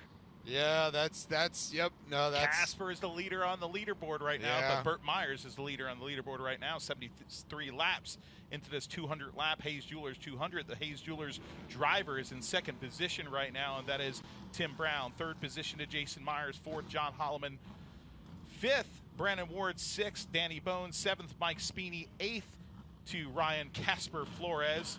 Ninth to Slate Myers. I don't know if I can say it with a straight face. Kyle Southern in 10th. Rounds out your top 10. You know, I thought of one more just standing here. Snoopy, maybe? Oh, I love Snoopy. Ryan Snoopy Flores. That kind of works. That kind of works. I love Snoopy. Our wonderful production crew in the back, I look back at them and they're all just sort of nodding their heads. So we might be on to something. Not the Snoopy generation back here. We're a little older. I mean, Chuck is. He's old. Peanuts is immortal. We're going to be watching Peanuts till the end of time. Rightfully so, I think. Charlie Brown, Lucy, Peppermint Patty. The Red Baron. Fabulous. Yeah, the Red Baron. Choose Cone is out. Right. Choose Cone is out. Once again, Tim Brown takes the top. John Holloman, Superman, puts on the cape. Superman puts out on the cape, and he goes to the top side as well. Oh, good old Peanuts. I don't like Peanuts, but I love the cartoon. The code is off the track. 75 laps in. 3/4 to $1 as the modern Chevrolet pace car pulls into the end zone. The fans rise to their feet for another restart. Side by side into the south turn. Give Myers the position, but fighting back hard is Brown on the outside. Holloman gives him a shot to the back bumper. It's on for P2, 3, and 4. John Holloman, I think, wants to make amends for the way the Madhouse Classic panned out. In the opening half of that race, he had the best car in this field by a healthy sum. And got caught up in a wreck about midway through it and never was able to get the track position back. So is this his opportunity to try and go after it? Bounces off of Brandon Ward and wrestles the fourth spot away. That's how you get physical. That's how you get to the bottom. He got onto Ward a little bit there coming off of turn number 4. Now Ward on the inside fighting off the charge on the outside by Danny Bone. Here comes Speedy shoehorning his way to the inside. Now give Speedy the 6th position. Speedy in 6th. Danny Bone 2 cars back of John Holloman, and it was Bone that got into Holloman to turn Holloman around and flip the entire complexion of the Madhouse Classic back in February. So there was some mutual contact before that Bone was not too happy with. Right. And Holloman even admitted it. But it got a little dicey. If those two get together here in this race, watch them. Oh, yeah. Brandon Ward right now all over the backside of Holloman's black and pink number 69. We haven't talked much about Brandon Ward, the white Suzuki Kevin Powell Motorsports machine that's in the 5th position right now. Kevin Powell Motorsports, he drove for the New Day Motorsports team last year. Okay, the white number 04, that's all over Holloman there in 4th position, 4th and 5th. Ward, though, switching teams. You know, now gone is the New Day Motorsports team, but much of the same crew members on board. It's basically the same team, kind of the same cars, but it's now Kevin Powell Motorsports, Kevin Powell Speed Motorsports. Right. And an empire is being built over there too. They went car store racing last week down in Georgia. They've got this modified program that's sort of the center of it all with Brandon Ward here, but they want to do a lot of things. Kevin was very proud of this machine, very proud of how great this car looks. Also said that they went to Suzuki corporate here in America to make sure that they had Suzuki's backing on this car, because Kevin Powell sells a lot of power sports vehicles as well, in addition to... What doesn't Kevin Powell do? That's a true story. I've even seen him wear that 10-gallon hat pretty darn well for a guy from North Carolina. That's part of the reason why he's Texas. That's part of the reason why he's known as Crazy Kevin Powell. Hey, very good. Hey, anybody that knows Bowman Gray knows Crazy Kevin Powell. Or listens to the radio and and hears those advertisements. Exactly. That's about as iconic as it gets. So they're even trying to do stuff with media, which is really cool. I saw they hired my buddy Derek Perniciglio over there, and they do a great job. Their social media, pretty cool to see that team and some of the characters here at Bowman Gray be displayed on social media. There is Speedy in that QRC number 10 right behind him. Very different look. You talked about it very briefly earlier, but very different look. Got the support of QRC heating and refrigeration, and so now that car that was tan last year, if you remember the tan car that Mike Speedy drove, now it's this blue and orange that you see. Yeah, black, blue, orange, silver. QRC, a huge supporter of Bowman Gray Stadium racing here. And Holloman right now, I'll tell you what, Brandon Ward's being patient, because he doesn't want to get into Holloman. He doesn't want to ruffle any feathers at this stage of the race, but he is clearly faster and rotating very efficiently through the center of the corner, something that the 69 has to slow down a lot to get accomplished. Work to be done if you're both of these, but again, so much of this is a cat and mouse game. Is same sort of thing we're seeing at the front of the field happen too, that we saw in that first green flag run to open up this race, where very gradually Burt Myers is opening up this lead. 1/10 now, 2/10 now. Jason Myers pulling to the inside to let the 69 by in trouble. Yep, that's an issue for Jason Myers for sure. Jason Myers, who is in 3rd position, heartbreak for the Myers family racing. once they own the first, third, and fourth positions, yellow flag is out. The number 4, Jason Myers, the 41-time winner at Bowman Gray Stadium, is slow on the track. Yellow flag out at lap 95, just shy of the halfway point in this 50th Hayes Jewelers 200. That 4 machine creeps slowly around the inside lane. And I'm not convinced that car will make it back to the pit area here. Going to get a little bit of help from one of the Gators here to try and push it back. So Jason Myers gets some help. And while he gets some help, we'd like to remind you all that Advance Auto Parts and NASCAR have teamed up to accelerate support for local short track racing through the brand new Advance Auto Parts Night at the Races program. And Bowman Gray Stadium happens to be one of the tracks that will be featured in a summer-long, year-long calendar. The Advance Auto Parts Night at the Races store event will happen at 4917 Country Club Road here in Winston-Salem on May 8th. And then you will see at Track Fun, courtesy of Advance Auto Parts, on the May 10th night. I want to go at the Madhouse. So that's look at that. Prizes? You're telling me I could go to Advance Auto Parts and get some great auto parts? Yes. But then I could get a prize? You can maybe get some tickets, like autographs? Yeah, man, this giveaways, is cool. autographs, raffles. That also happens to be the Advance Auto Parts that I regularly go visit myself. It is. Oh, like so that's right near the you very guys. location, yeah. That's awesome. So I am thrilled to see that come to West Winston, and we're going to have a lot of fun, I think, on the 8th of May down there. Going to be very, very intriguing. And a big thanks to Advance Auto Parts for their support of the NASCAR Advance Auto Parts Weekly Series. As the choose cone has come out, Burt goes inside, Tim goes outside, Holloman goes in, Brandon Ward up top for the first time, Mike Speeney goes high. What does Skip Flores do inside? Slate will ride that high line on the restart. Kyle Southern goes up top.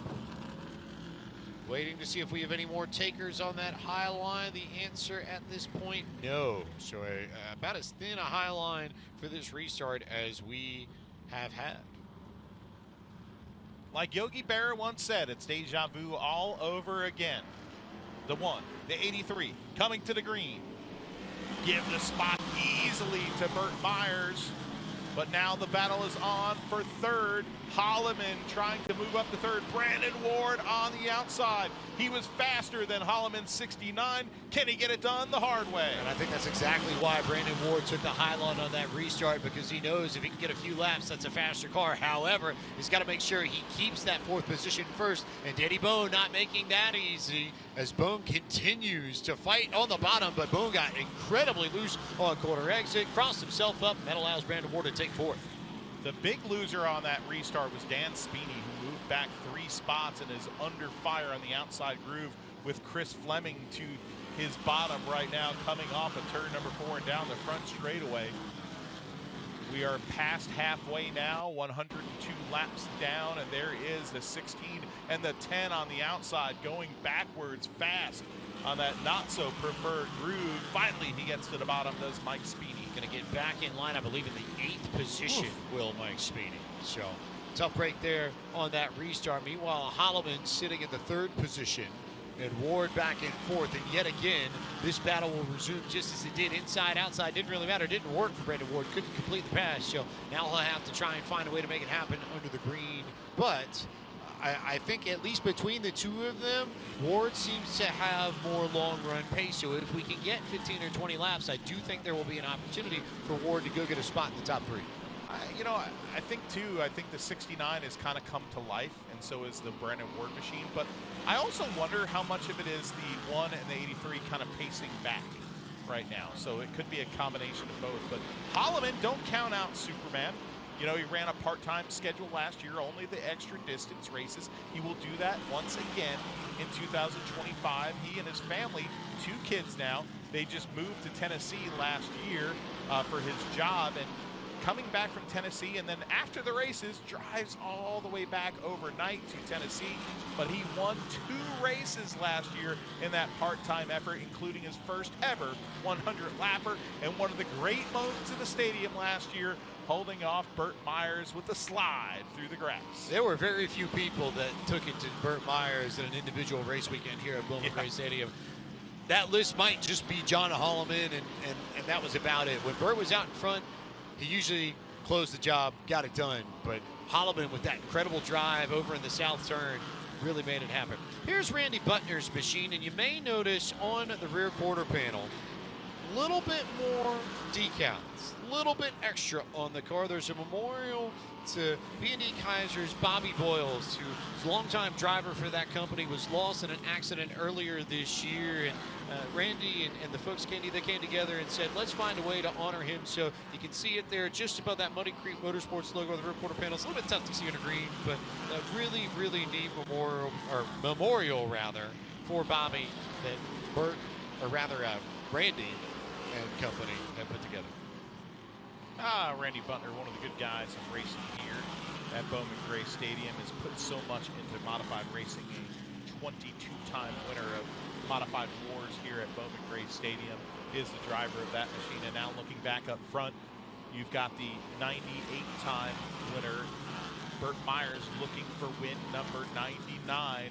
That would put him above Jimmy Johnson for sole possession of second place, nipping at the heels. Speaking of nipping at the heels, he'd be nipping at the heels of the 83 in the all-times wins list. But right now, nipping at the heels of the third place position is Brandon Ward, testing the I-beam on the back of the 69. Brandon Ward continuing to fight for position. Meanwhile, if you're a Denny Pros fan, the Flying Taco has made it back out on the racetrack. Impressive. You are about to see him become lap traffic, and it could shake up the battles at the front because Burt Myers on top of him, Tim Brown on top of him. They're the leaders past the Flying Taco. Man, that 00 is going pretty slow right now around this field, but ultra respectful, taking that bottom groove. Rose will slide into line, and now I think at the opportunity to get going will make it in behind Lee Jeffries, who, to my math, runs, I believe, in 11th or 12th, just off a very quick count here of the field. And a reminder, as I try and do some chicken scratch math, that this is an unofficial running order here. It is manual timing and scoring at Bowman Gray Stadium. So our wonderful team at NASCAR compiling these stats, getting these names right, punching this in so that you can see something. But as it stands, it's still Burt Myers in control of this. Burt Myers in control, 120 laps on the board right now, single file. Comes up to Gerald Robinson, the lapped car, that number 39 machine, a former machine that was helped build by John Boy, Jonathan Brown. And the 69 of John Holloman kind of coming to life, got into the back bumper of Tim Brown right there like a lap ago. And he's pressuring him right now. This lap traffic has kind of closed up things a little bit here at Bowman Gray Stadium. I think the interesting thing is that you've got that battle between Ward and Holloman, and then you've got Tim.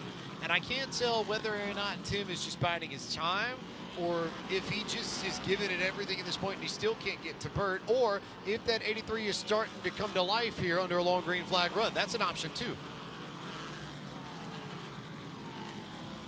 Well, we've seen it so many times here at Bowman Gray Stadium. The 83.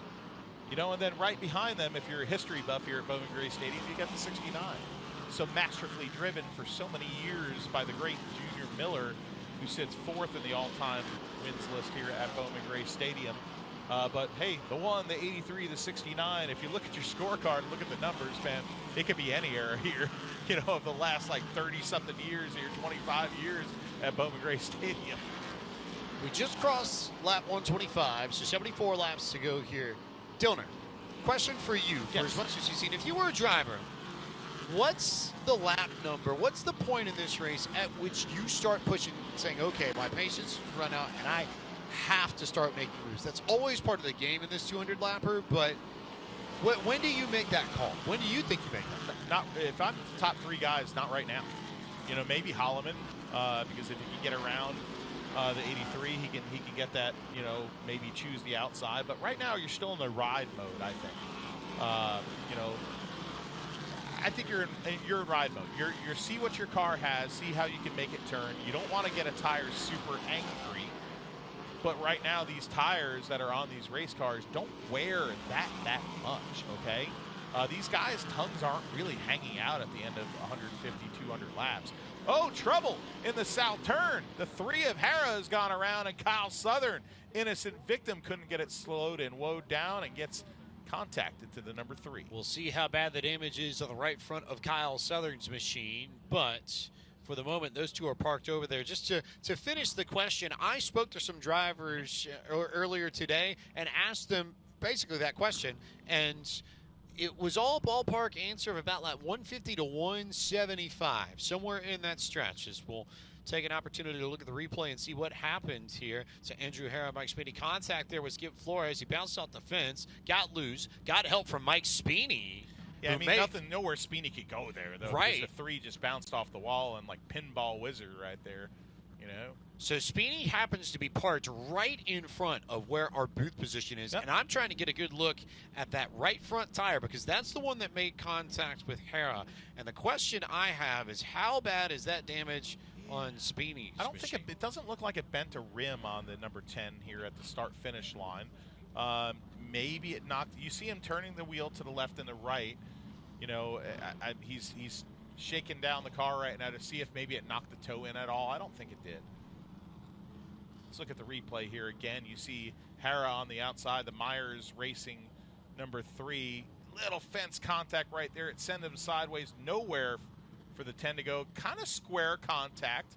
So I don't think it would, if anything, it could bend it a little bit, but you hate to see that for Kyle Southern, the number 9 machine. What that family has been through with that house fire. Just miraculous to see them back at the racetrack, and we're so happy that they are back here in that number 9 machine. Agreed. Also, another point that I just sort of pieced together on that, and our producer also noted it to us. That's the first real test we've seen of this new safer barrier here. Part of the upgrades in the offseason. Practice aside, but in race trim. But that was one of the big upgrades over the course of the all-season in advance of the Clash. They took out the guardrail that had been in place since the early 1960s. I believe either 61 or 63 or 62. 62, Justin Mincy corrects me on. So 1962, that guardrail had been in place for 60 years just about. Yep. They took it out, replaced it with a safer barrier. No doubt that the way we saw Spini's car bounce off the wall, if that's the old Armco guardrail that was there, does it come off the wall as different, or does it come off the wall differently, 100%. and does it cause more damage? 100%. But that's part of the new It this would have year, sprung, right? it would have sprung off the wall a lot more. Okay, right there, it's very hard contact there, but it doesn't spring off the wall like it used to. Or rather, Hara, not Spini. Yeah. But I mean, the old guardrail had more pliability to it. I can't speak. Thank God they don't pay me to talk. Yeah, right. But it had a little bit more spring. It had a little bit more give to the old Armco barrier, believe it or not. And the other thing worth noting, too, is that it changes, especially in the entry and exit of the north turn. Yes. It tightens that up a little bit because the Armco was right up against the grandstand there. The safer barrier is still, but it definitely still jets out on the racetrack a little bit. You can kind of see it here on the speed shot, but I'd say you lost probably about a foot. You lost coming a off the wall. can opener, Right. basically. We did with apologies to Jeff Bunton. Yes. The can opener's gone. Jeff Bunton isn't. He'll be back this year. But you see it right there on the shot. Look right there, and you look down to where that fence is, where the beer garden is, that chain link fence, down where the line is, the wall, down there. It juts out like the can opener did, but it juts out longer. That's the only difference. It doesn't jut out more right there, but it juts out further down the front stretch. Actually, as I sort of think about it, it was about a person's width just standing down there walking the track in advance of the Clash. So maybe almost 2 feet then, or 3 or 4, depending on how wide of a person you may or may not be. What'd you say? Just that the length of the sort of jut out of that part of the wall. It only, actually, you know what? It only juts out about like 4 more inches, though. It's an optical in the illusion. end. Yeah. Like it really does. But the difference is how long it stays out there coming out of 4. Right, That's right. it right there. Right there. You see that little corner dip right there? But the gap from the shortest point to if you're just on the straightaway, it's about a person width. So Dillner's right in that it is a short extension in its place, but there it is. It opens up a lot more. There's the wall. You see the wall, the concrete facade of the wall. That's where the can opener was. So the wall kind of juts back out there. But now as you go further down the front stretch, it's actually it doesn't go right back in.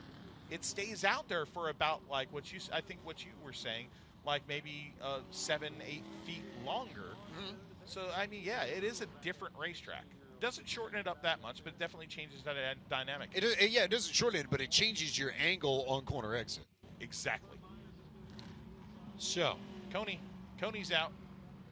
Coney is indeed out. Jerry Coney, former named after a former boxing great. Jerry Coney. You remember him? No. True. Yeah, that very rarely are bells not rung in my head off names, and that I honestly. Jerry Cooney. Yeah.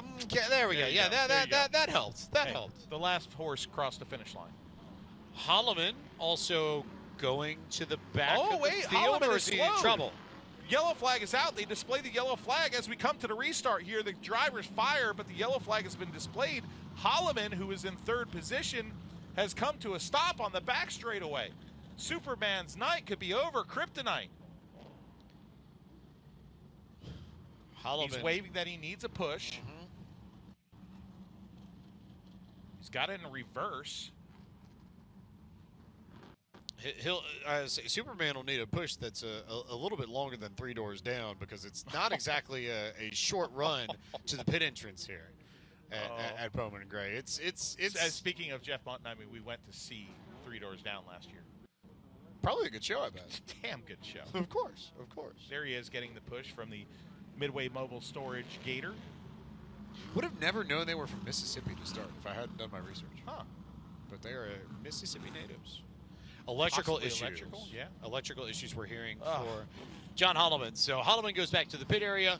We get set and ready for the restart on. Oh, that's a lap shame 139. right now that yellow lights are back out. That's the right move by track officials. Here's a guy who was in third position, okay, and he just gets pushed to the pits. We still have a lot of racing left. This is old school short track racing right here, where when you go to the pits, you should be given at least a lap and a half or so of courtesy to see if it's a terminal issue. We are coming to the 1 to go, so Holloman would have to make it quick. But being that he was getting a push, probably not returning is my guess. So restart to come lap 140. And right on cue here. Oh, Little Donuts have arrived. The Little Donuts have arrived. Oh, what a tease. We got the Titans going side by side for modified glory here as we come to the restart. And we've got donuts, cinnamon sugar. I'll tell you what. Looks like maple. Cinnamon. This is cinnamon maple? sugar. I'm pretty sure top there's a maple. Right here we go. 139 on the board. Myers, a stack up behind. Slate Myers and them stack up, but Burt Myers takes the lead now. Contact. Oh, Brown with the save. Gives Skip Flores second position, but what a save, holy moly, on the outside by Tim Brown. So much happened there in that stretch. Slate Myers could not get going, and all of a sudden, Skip Flores with the restart of a lifetime to get up into second and jump ahead of Tim Brown, of Danny Bone, of Mike Spini, of Brandon Ward. This is going to be fun watching Skip try and hang on to these spots. I don't think that Tim Brown is too happy right now. The driver of that number 83 machine. I don't care what you call him, Casper or whatever. Call him the Choose Cone hero right there, because he utilized that Choose Cone restart to his advantage. Now, Skip Flores, a champion of indoor TQ midget racing, a kid that came from Wall Stadium, a kid that came from nothing, a kid that was raised in the Blewett Junkyard, is P2 for the Hayes Jewelers 200. How about this? I have to believe he's grinning from ear to ear behind the wheel of that thing. No doubt in my mind that Skip Flores is having the absolute most fun of anybody in this field, even if he's having to hold on Tim Brown. But he's not running poorly at all. He's within touching distance of Burt Myers. Burt hasn't really been able to extend that gap. Meanwhile, it is a brawl for third. Let's not forget that. While these two are nose to tail, Mike Speedy's been able to jump up into the fourth spot, rather. I'll tell you what, Speedy right now back up to fourth, but Skip Flores, what a run. That's a brand new PSR race car. That it's his race car, but they're fielding it, of course, with Hillbilly Motorsports there and the Hill family. And I'll tell you what, this is awesome to see. Of course, they have Justin Link helping them with the setups on that car, as he's been helping them with the Smart Modified Tour, that 79 car this year. And now Tim Brown all over the backside of the number 79 has reeled them in. Right now the battle is on for second position again. Battle on for second, battle on for fourth. Oh, the battle is on for fourth. Oh, contact for fourth right now. Brandon Ward gets into the number 10 of Speedy. These two drivers parked next to each other on pit road. Yellow flag has been displayed. Caution out. Oh, now I can't wait for the choose cone, because now for the first time we don't have Tim Brown just saying, okay, I'm going to take the top. Right. This is going to get interesting. What do you do if you are Ryan Flores? What would you do for a Klondike bar? That's what I thought you were going to say. Of course, we remind you of Advance Auto Parts Night at the Races, May 10th here at Bowman Gray Stadium, and make sure you go here in Winston-Salem, North Carolina, to James Pike's Advance Auto Parts location on May 8th for driver autographs, for prizes, and all sorts of fun here.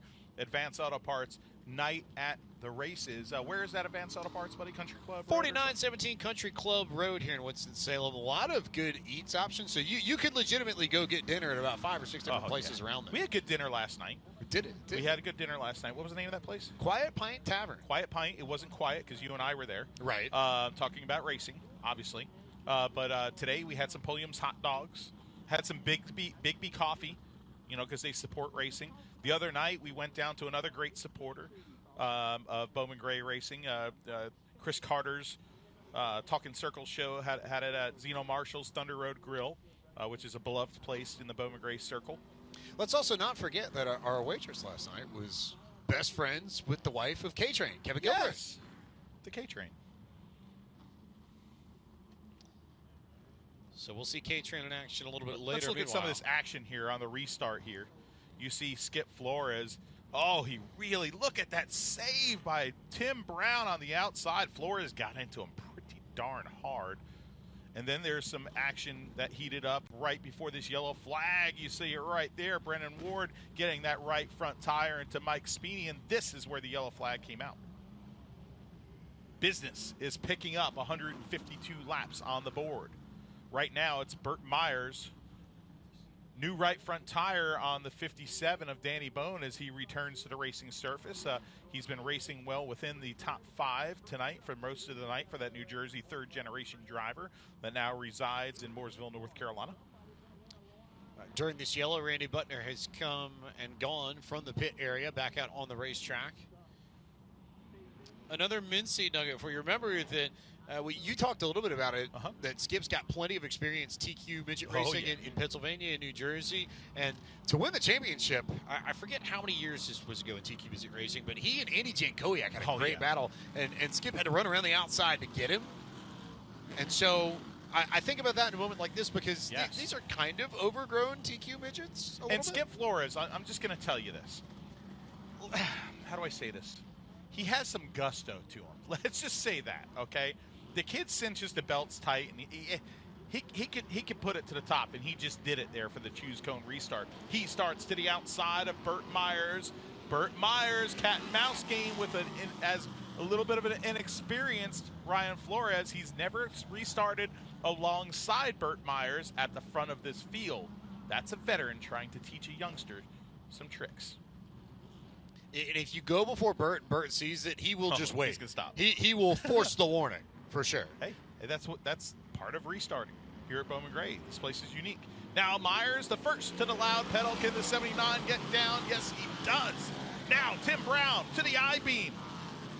Flores hangs on, files in for second, single file. Here comes Lee Jeffries, racing his way into the 5th spot in that white number 75.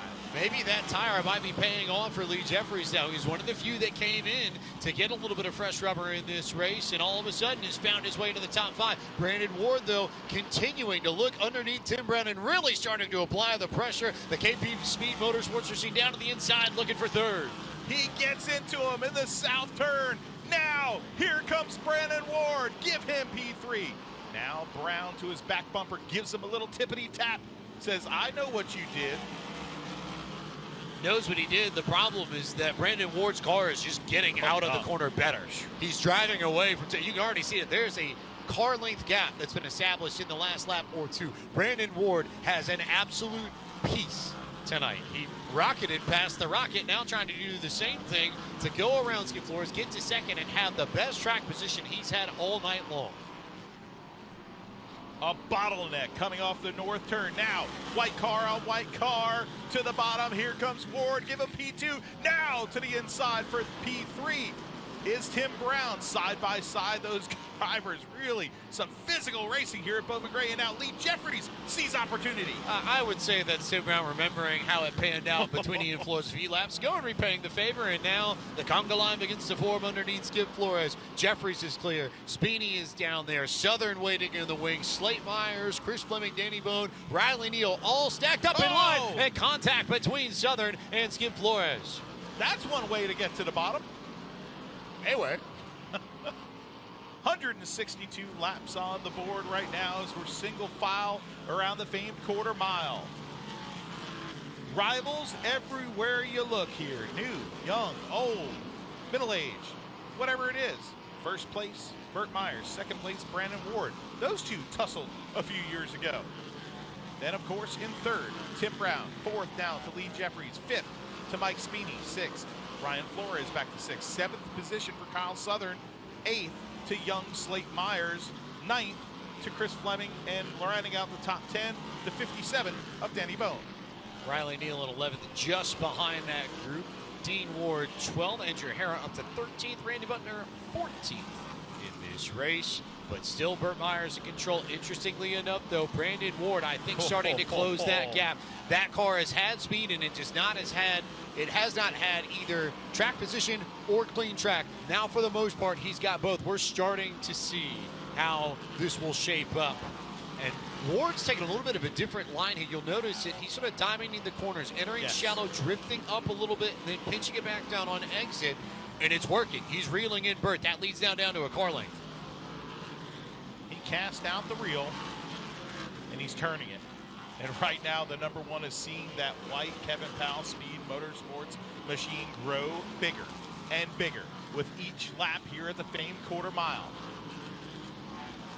When do you make your move? And how much do you think you have a better car under a green flag run than you do under yellow flag conditions? That, I think, has to be percolating in the back of Brandon Ward's mind, because if you think you've got a better car now, especially if you need a few laps to get going, if we get another yellow flag, you're not going to have a run as long as this. So if you think you have a long run car, now is the time to try and get the lead. Mike Speeney moved Mike Speeney up to the fourth position. Speeney now up to fourth. Slate Myers with some trouble. Chris Fleming in trouble here on the front straightaway. Yellow flag is out for the driver of the Surrey Chemicals, number 16, your third place finisher in points last year, the number 16 of Chris Fleming. So Fleming was the slow one that officially brought out the yellow flag, though there was a chain reaction of contact. Speeney, I want to say Danny Bone, I think, or maybe Slate Myers, one of the two. Yes, Slate Myers. Slate, yes. I think it was. Yeah, Slate involved in that incident as well, and they just all checked up over by turn 4. So I guess this counts as the commentator's curse more than anything else, because for as much as I just talked about us not having another green flag run as long as the one we just had, now we're locked into that. Just over 25 laps to go in this. Let's go to a commercial break here as we get a yellow, and we'll set you up for the final 25 laps of the 50th running of the Hayes Jewelers 200. You're watching coverage of the NASCAR Advanced Auto Parts Weekly Series live from Bowman Gray Stadium in Winston-Salem, North Carolina on Flow Racing.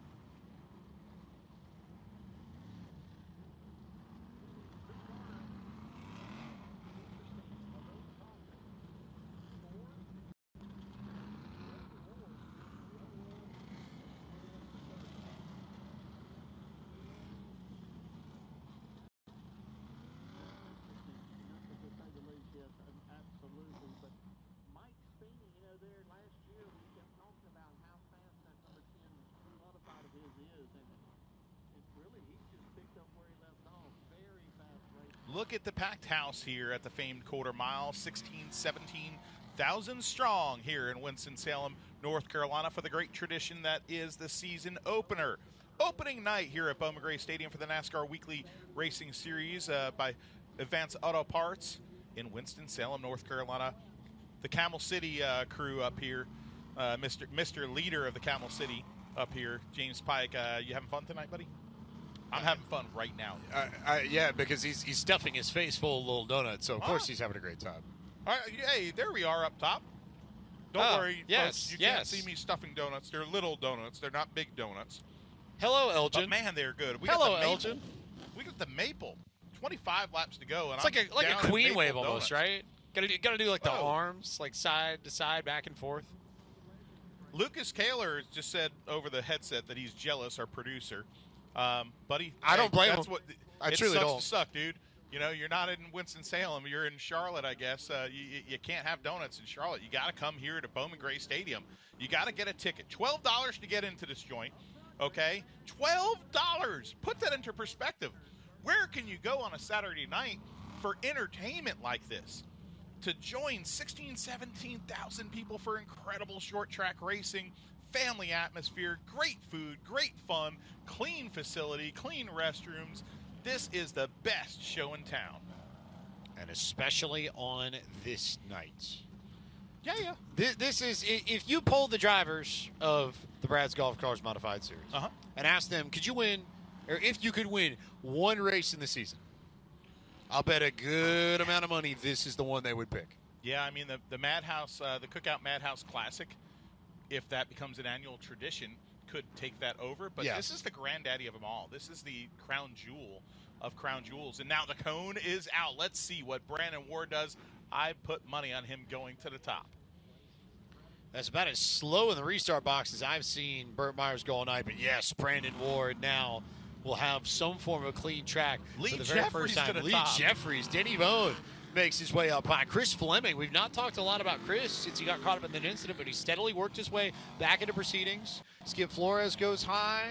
Well, Chris was just involved in the last caution flag, and he's in 7th, 8th place. That's what the choose cone does. Kyle Southern, unfortunately, though, going back to the pit areas. Jimmy Amsher will pull the modern Chevrolet pace car down. Restart coming on lap 178 as Myers and Brandon Ward tangle in the front. Wheel to wheel, tire to tire, contact in the south turn. Ward tries to hang on. Now he files in behind Myers for second. Myers, your leader. Second place to Ward. Now side by side for 4th, 5th. Jeffries stuck on the top side. How much does Brandon Ward press the issues? Jeffries will get in line just in front of Slate Myers and behind Danny Bone. That'll be for the 6th position. But Ward and Myers have driven away from everybody else. This is becoming a two-driver shootout at the front as Spiney and Bone continue to fight for position.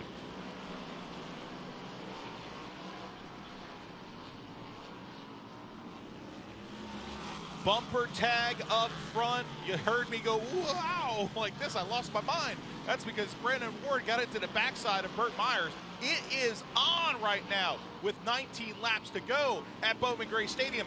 Folks, you said it before. When are the gloves going to come off? The gloves are coming off now. At this point, yeah, you have to go for it. If you've got a car, you've got speed. And now look at the way Burt Myers has responded. He is now beginning to throw down the laps that Citrus Safe Cleaners machine is capable of. He's gapped Brandon Ward by about a car length or so. And Tim Brown is stuck behind this group already by about maybe a third of a straightaway. Not really an answer that we've seen out of the Rocket just yet. Maybe there's something left in that car, but as it stands, this is all about Burt Myers and Brandon Ward. Look at this right here. This great view of modified stock cars here with the beautiful green grass of the football field here and the horseshoe of wild Madhouse maniacs that surround this 200-lap affair. And Brandon Ward is starting to catch him again.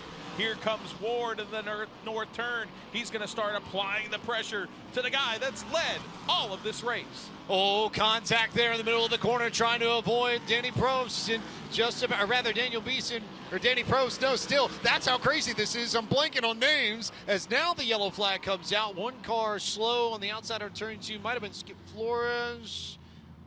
How close is this going to get now as we get 10 laps to go? Well, remember here, 10 laps to go. This is going to be a side-by-side double file choose cone restart. Fans, with 5 laps to go, these restarts would then become single file restarts.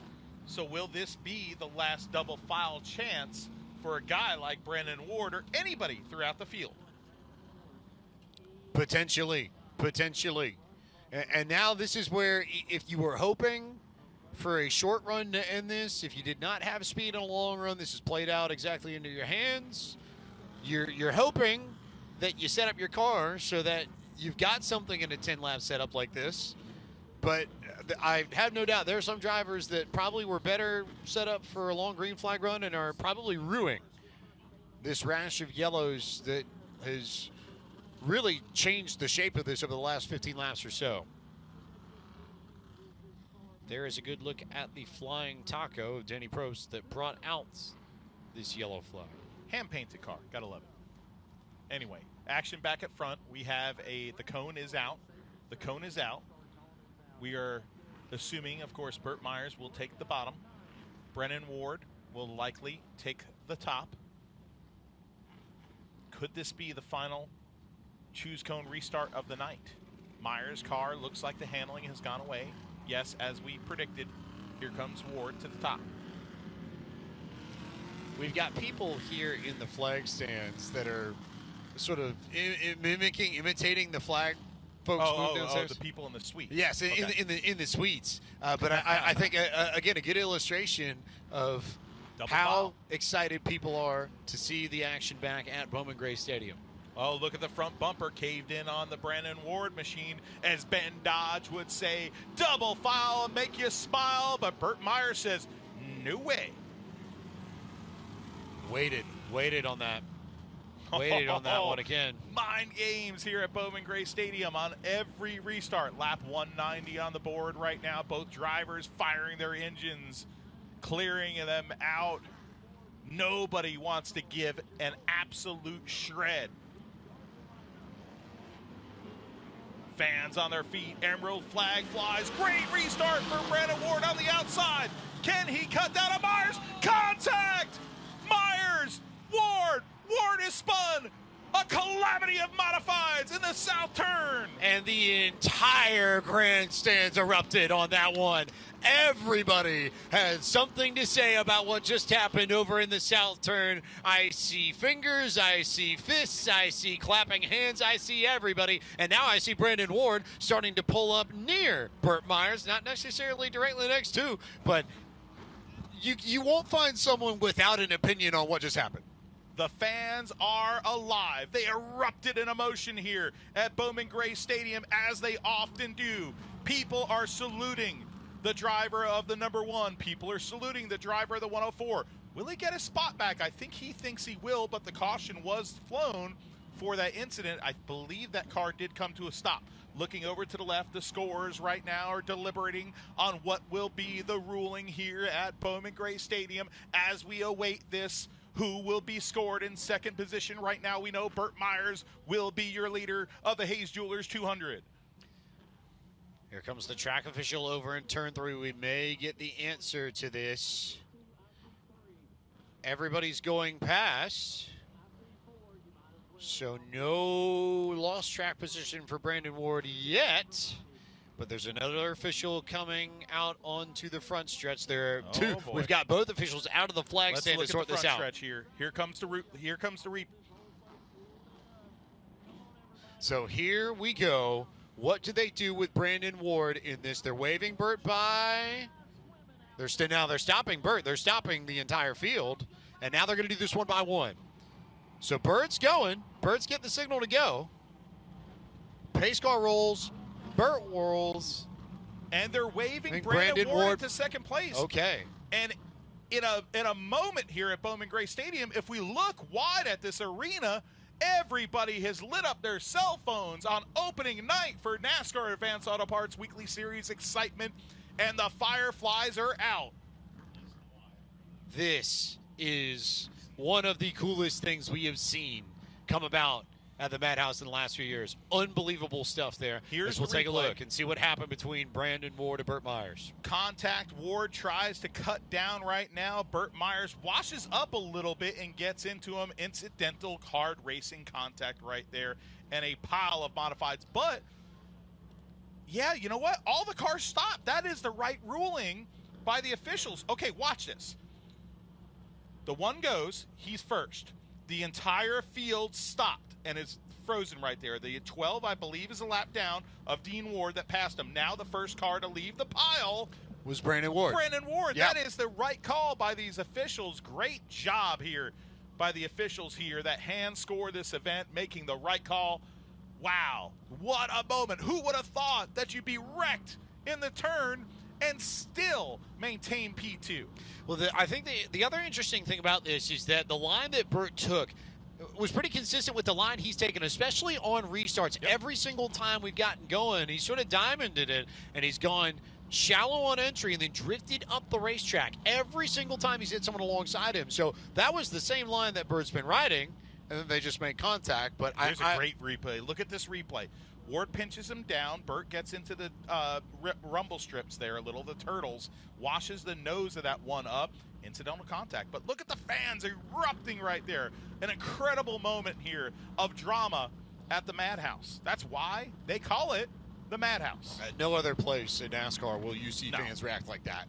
No. I mean, I love short track racing. I've gone to 200 something racetracks.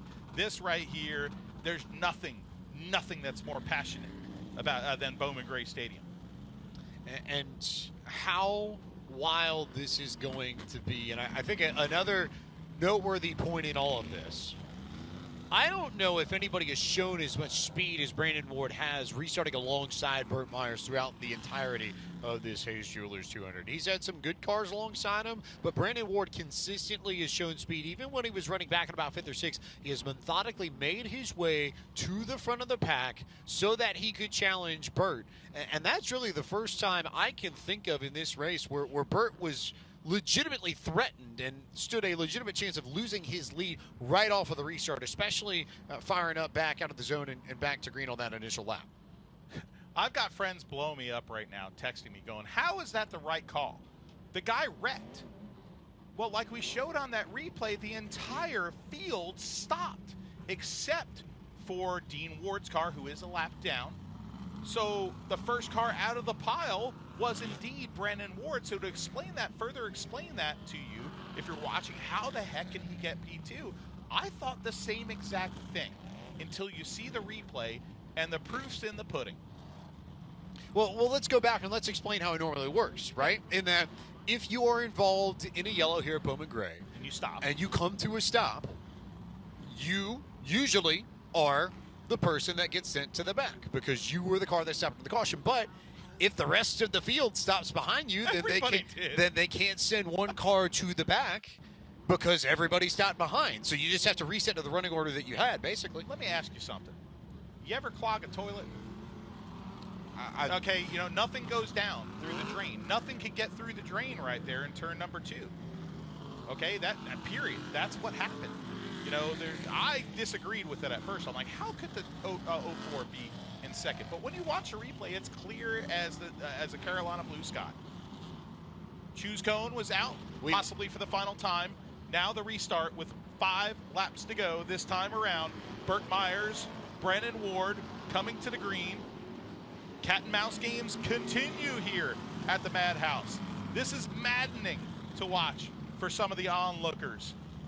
But it's just part of what makes this a show. These drivers don't want to give up a single inch, James Pike, and here we go. Now down another lap, 196 up on the board. Ward, Myers fighting, another pretty good restart. Burt Myers, though, with a better jump. Brandon Ward with the pinch. Myers down to the concrete, tries to arc it up, but he can't clear Brandon Ward, so they'll be door-to-door down the backstretch. Side by side they go, coming to 2 laps to go. Myers has led the entire Hayes Jewelers 200. He doesn't want to give up now. Ward washes up high. Myers takes the lead. Ward fighting hard on the outside, trying to keep Danny Bone at bay. I don't think there was any contact between Brandon Ward, so now he's got to fight, but there's a yellow in the back. There are cars stuck in the north turn. Lee Jeffries, Chris Fleming parked on top of Lee Jeffries, and that will set up a late race restart. Jeffries has a view full of the wheel of the number 16 right now. It has cleaned off the air cleaner, possibly on the top of that 75. All racked on top of each other in the north turn are the two veterans.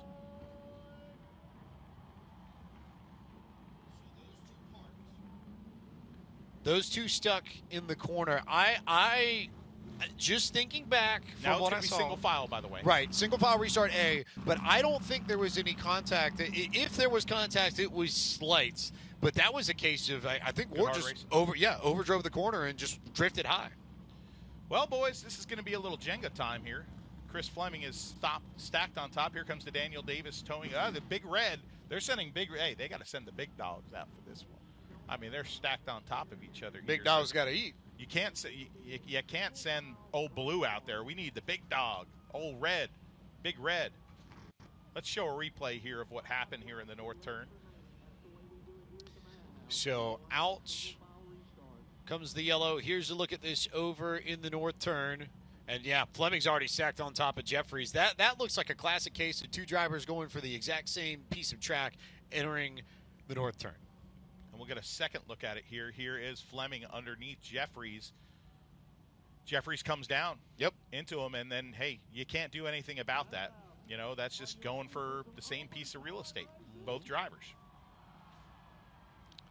Good eye there, and great work by the camera team to capture that from all angles and make sure that we got a really clear view of that. But yeah, it did knock look at the air cleaner on the top of the 75 car right there, knocked aside.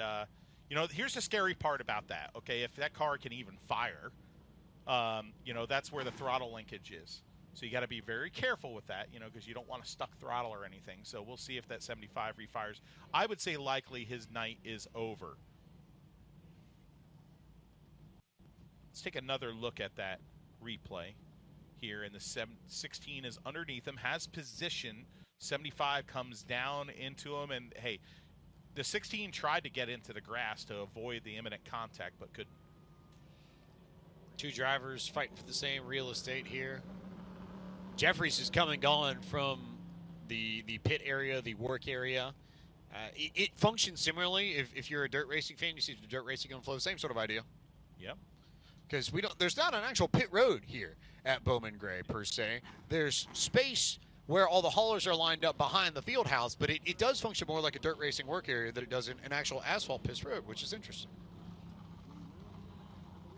Well, folks, you know what this means?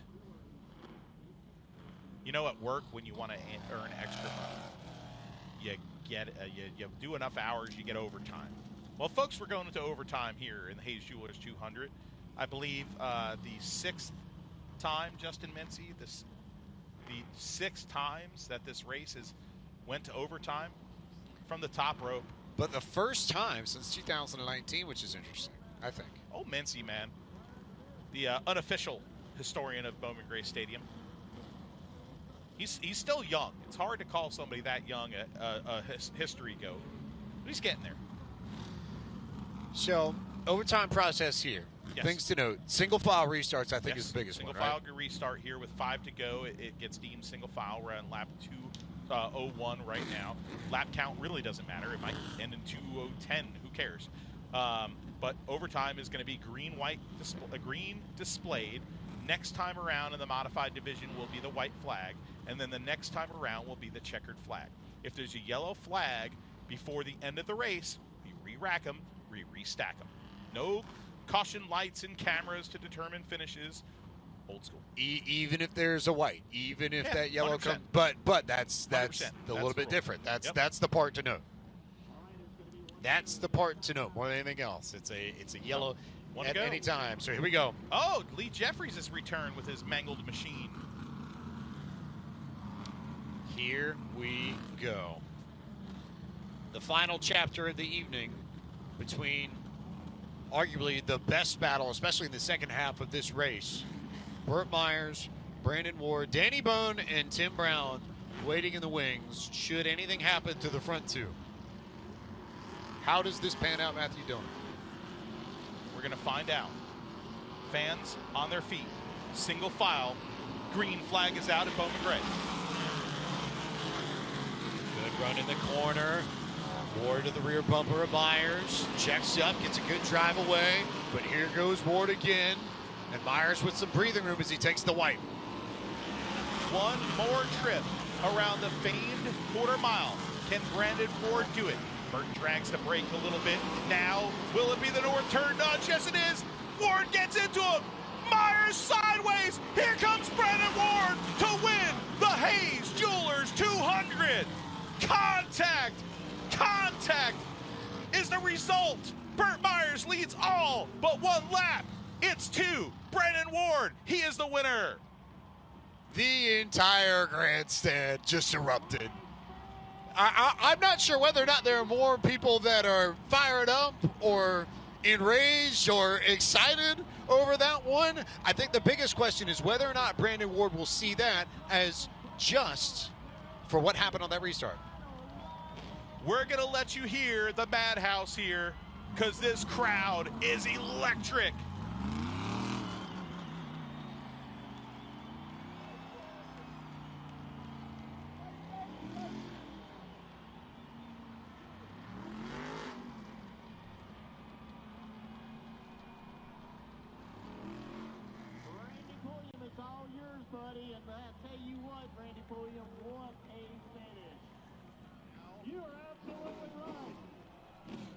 Now making his way into Bowman Gray Stadium victory lane is Brandon Ward, his 13th career win and first ever win in the crown jewel known as the Hayes Jewelers 200. The Kevin Powell Speed Motorsports crew running to victory lane. Let's go to Randy Pulliam.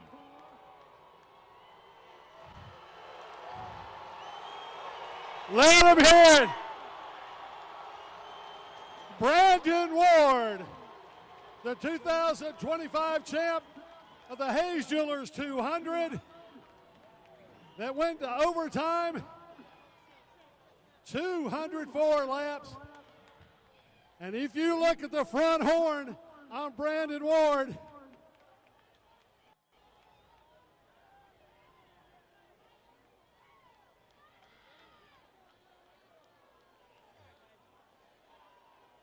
Brandon Ward. What a race. What do you think, Madhouse? What do you think about that Hayes Jewelers 204?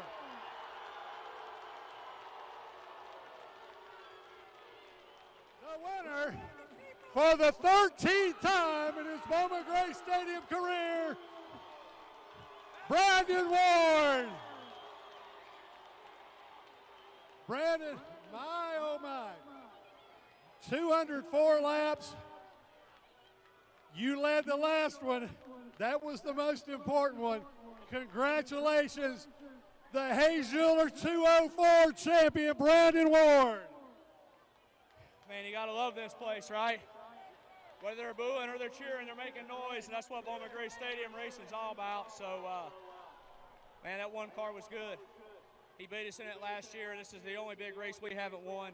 Never really thought we'd win a championship before we won the Hayes Jewelers 200, but we did, and now we were able to capitalize and do it tonight. And, you know, we had a good car, just got trapped in traffic, and Will Spa made a good job to pit, take tires, make a couple adjustments. And, just can't thank Kevin Powell, everybody with this KP Speed Motorsports group enough, Will Spa, all these guys that work so hard.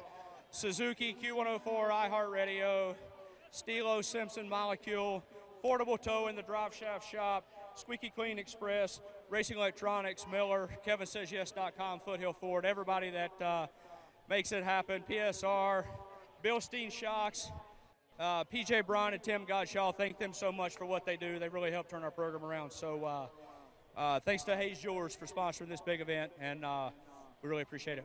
Brandon, I imagine this had to be particularly sweet. A few changes since last season with your team.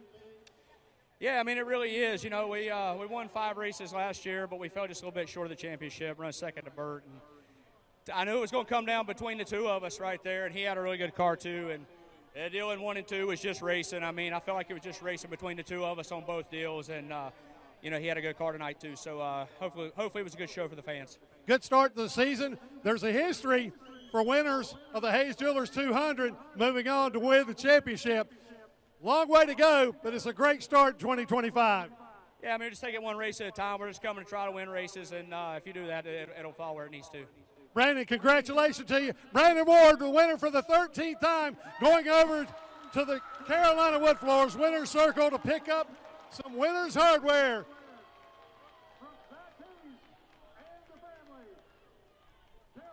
Wow. Unbelievable moment here at Bowman Gray Stadium. The fans have just finally exhaled. We still have more racing action to go after this wild one. 3 more races. Oh, boy, Brandon Ward getting the hugs from Zach Brewer's wife down there. A celebration for the Kevin Powell Motorsports, Speed Motorsports team. And let's look at the replay here. Look at this as Brandon Ward comes to the checkered flag and the fans go crazy. He comes out to booze. Hey, folks, love it or hate it, still the most exciting of them all. Starting 16th, the shotgun on the field. From Winston-Salem is the number 61 of Blaine Curry. Starting 15th, from Ellerby, the car number 46 of Colton Brown.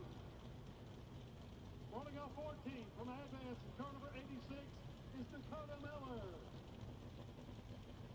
Starting 13th from Wanacott, the number 74 of Matt Alley. Rolling off 12th from Advance is car number 2 of Carson Reed. Starting 11th, the car number 59 from Yetteville is Isaac Harris. Starting 10th from Winston-Salem is the car number 18 of Billy Andrews. Rolling off 9th. He was a rookie of the year last year. From Boxhill, the car number 5 is Connor Keaton. Starting 8th from Germantown is the number 28 of Robert May. Rolling off 7th. He's a 63-time winner here in the Stadium Stock Series. Trying to make it 4 in a row for championship from Knoxville, the number 24 of A.J. Sanders. Starting 6th from East Bend, the number 26 of Ricky Wall. Starting 5th from Bluefield, the number 16 is Brad Michalowski. Welcome back to Flow Racing's coverage of the NASCAR Advance Auto Parts Weekly Series from Bowman Gray Stadium in Winston-Salem, North Carolina. And after that thriller of a finish in the Hayes Jewelers 200 for the Brad's Golf Car Modifieds, out come the little cars with big-time action. It's the season opener for the Q104.1 Stadium Stock Series. I'll tell you what, I love the Buzz Bombers, baby. This is one of the best divisions here at Bowman Gray. So if you're tuning in and you're just like talking on your couch to your family about what you just saw live on Flow Racing, don't turn it off, because these cars are wild. 2 features for the Stadium Stocks, 2 different sets of race cars, as well as the Wild and Woolly Street Stocks to end the night here at Bowman Gray Stadium, the 76th season opener. Let's give you the starting lineup for the first 15 lappers, starting on the pole in the Little Donuts. Yes, Little Donuts. Number 81 from Lexington, North Carolina. It's the great Chuck Wall to the outside from Lexington, North Carolina as well. The number 11 dispensary machine for Sydney Sanders. Starting in the 3rd spot, it's not a Pinto, it's not a Mustang, it is the Pintang of Chris Allison from Moxville, North Carolina. And to his outside, also from Moxville, North Carolina, in the number 1 Magic Pools and Spas machine, it is the Slim Reaper, Grayson Keaton. Starting in 5th, the number 60 machine from Boonville, North Carolina, the Ellis Tire and Auto machine for Brad Michalowski. To the outside, the number 26 brand new body on this race car. It is East Bend, North Carolina's Ricky Wall. Starting in the 7th position, representing Jerry Hunt Supercenters and Clifton Plumbing, the number 24 car out of Moxville, North Carolina, it's A.J. Sanders. And starting in the 8th position, the Blade Runner Pawn machine out of Germantown, North Carolina, the number 28 of Robert Flipper Mabe. Starting in P number 9, the Moxville, North Carolina driver that turned the division on its heels at times last year, the number 5 of Connor Keaton. And to the outside, this is an interesting row because rivalry erupted last year after the checkered flag between these two drivers. The number 18 from Winston-Salem, North Carolina, it's Billy Andrews. Starting at 11, the number 59 car to Yadkinville, North Carolina, the Warren Transmissions Ever-Ready Mixed Concrete Machine, piloted this evening by Isaac Harris. And 2 is outside. Starting 12 out of Advance, North Carolina, in the number 2 machine, it is Carson Reed, representing Van Noy Construction and Napa Auto Parts. Starting lucky 13, Matt Alley in the budget lines, number 74 machine. And to the outside, the number 86, it is the Alvia Therapeutic Massage and Wellness Machine for Dakota Mellar. Final 2 cars in this group for the first stadium stock race of the night. Starting in 15th, the number 46 out of Ellerby, North Carolina, it's Colton Brown. And starting shotgun on the field in 16th out of Winston-Salem, North Carolina, the number 61 of Blaine Curry. And there is a look at your 5-time now stadium stock champion and defending champion, A.J. Sanders. A.J. Sanders with an eventful morning, okay? Yeah. To talk about an eventful morning, you don't get more of an eventful morning. Had a skirmish this morning with a young driver that is actually driving one of his cars in practice, and big damage. You kind of see the damage on the right side rear of that car a little bit, but the front side of the car was what really took the damage. Incident this morning in practice. They had a front bumper bar pushed in on the tire. AJ got out of his car in the pit area, pried that thing out of there. A few weld spots, a few fender braces, bumper braces, all good for the 24 car, 35th season of the Stadium Stockers. And this guy is the perennial favorite, A.J. Sanders, 3rd championship in a row last year. But tough cars in front of him. Brad Michalowski, he'll have to fight off. Grayson Keith, he'll have to fight off. Chuck Wall, he'll have to fight off, also a former champion of Stadium Stock competition here at the Madhouse.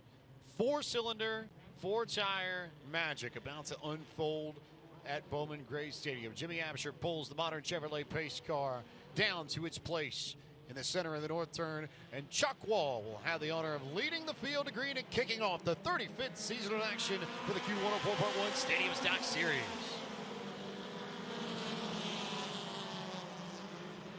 Wall to the lead.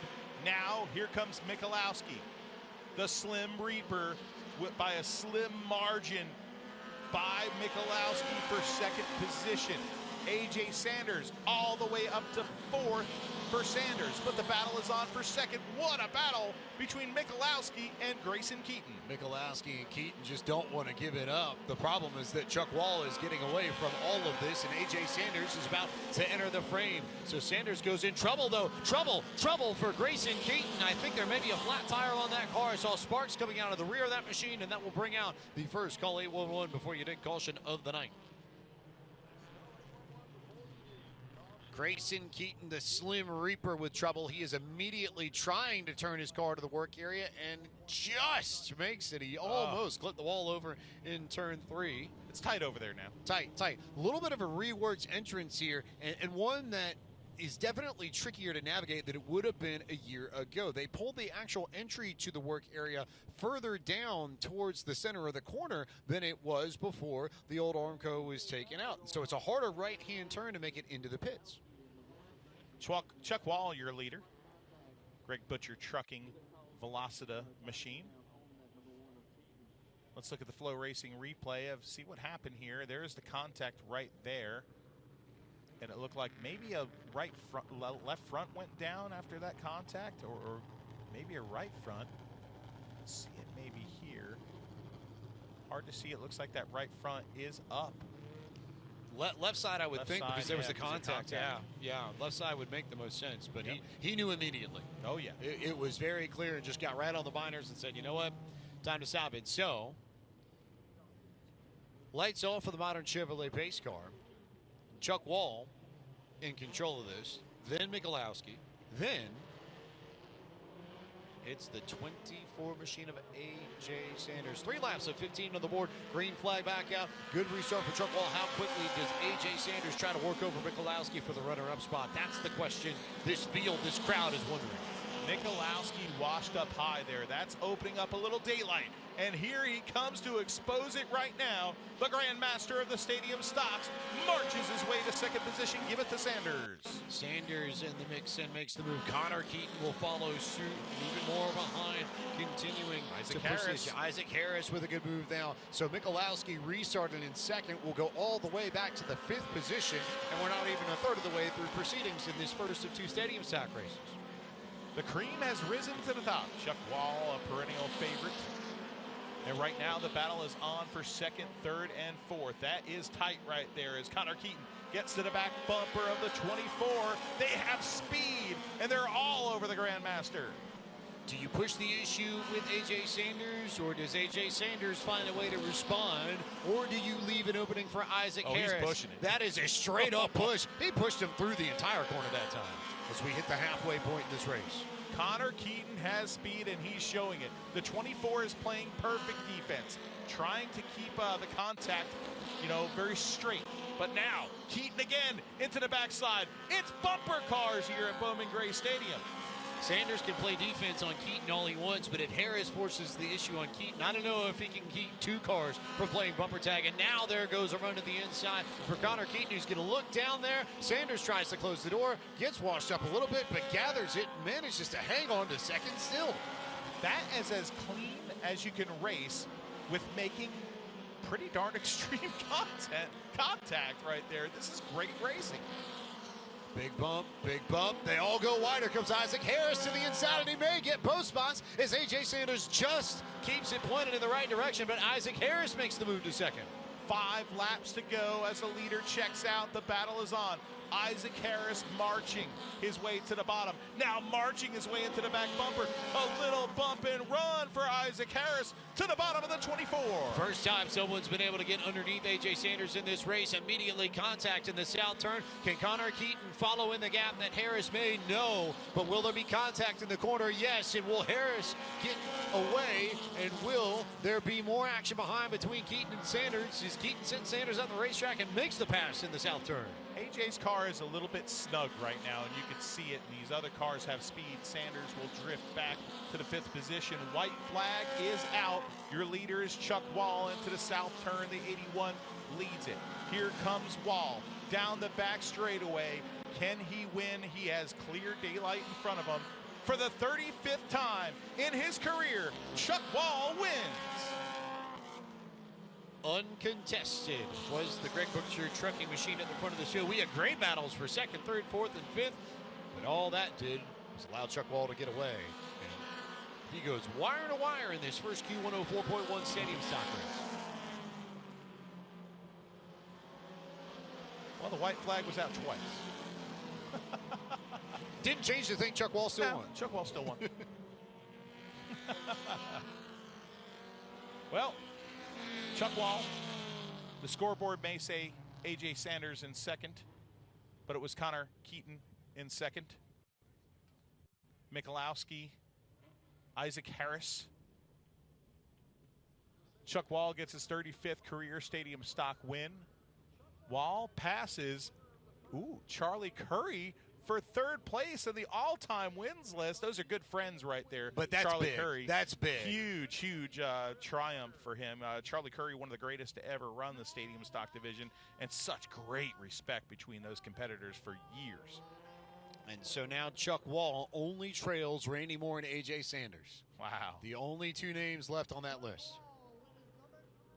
Look at this camera right here. Gotta love the camera down on the front stretch right now here on Flow Racing to show you Victory Lane up close and all the emotion that is Victory Lane. When you win a race at Bowman Gray, it just means something special. As Chuck Wall gets set to climb out of the little donuts, number 81, let's go downstairs to Randy Pulliam, actually to Chris Carter in Victory Lane.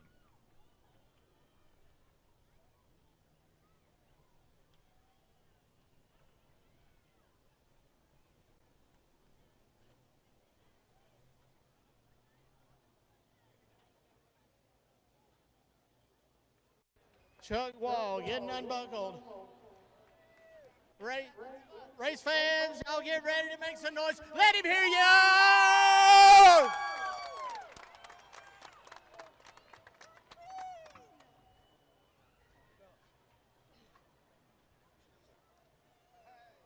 Chuck Wall, you hear these fans? You tell them make some noise. Make some noise! 37 wins for you here in the Stadium Stock Division, man. Another walk in the park. Last year, you didn't have as good a luck as you normally have in the past. This year, you start our 2025 season with a win. Tell us about your night, man. Well, season just got started. We started off strong last year, and bad luck bit us. We still finished second in the points and had 3 DNFs, and I don't think I'd ever had 3 DNFs in half a year. I can't thank all my guys enough. John, Charlie, Blaine, Adam, Peanut. If I left anybody out, I'm sorry. All my sponsors, Greg with Greg Butcher Trucking, Jimmy and Teresa with J&T Services, Adam with John Baker Plumbing. Bad Brad with Velocity, got my new threads. All right, let's take a quick break as Chuck Wall celebrates in Victory Lane. He'll get on that little podium back there if Carolina voted for his Victory Lane. We'll come back as we have another Stadium Stock extravaganza, and the Wild and Woolly Street Stocks will be closing out the night. We'll be back on Flow Racing.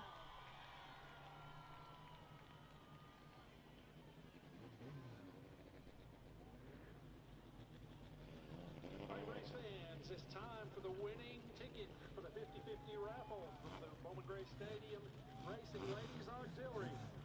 It is a red ticket. The number's on the board. I'll read it for you as well. It's 740886.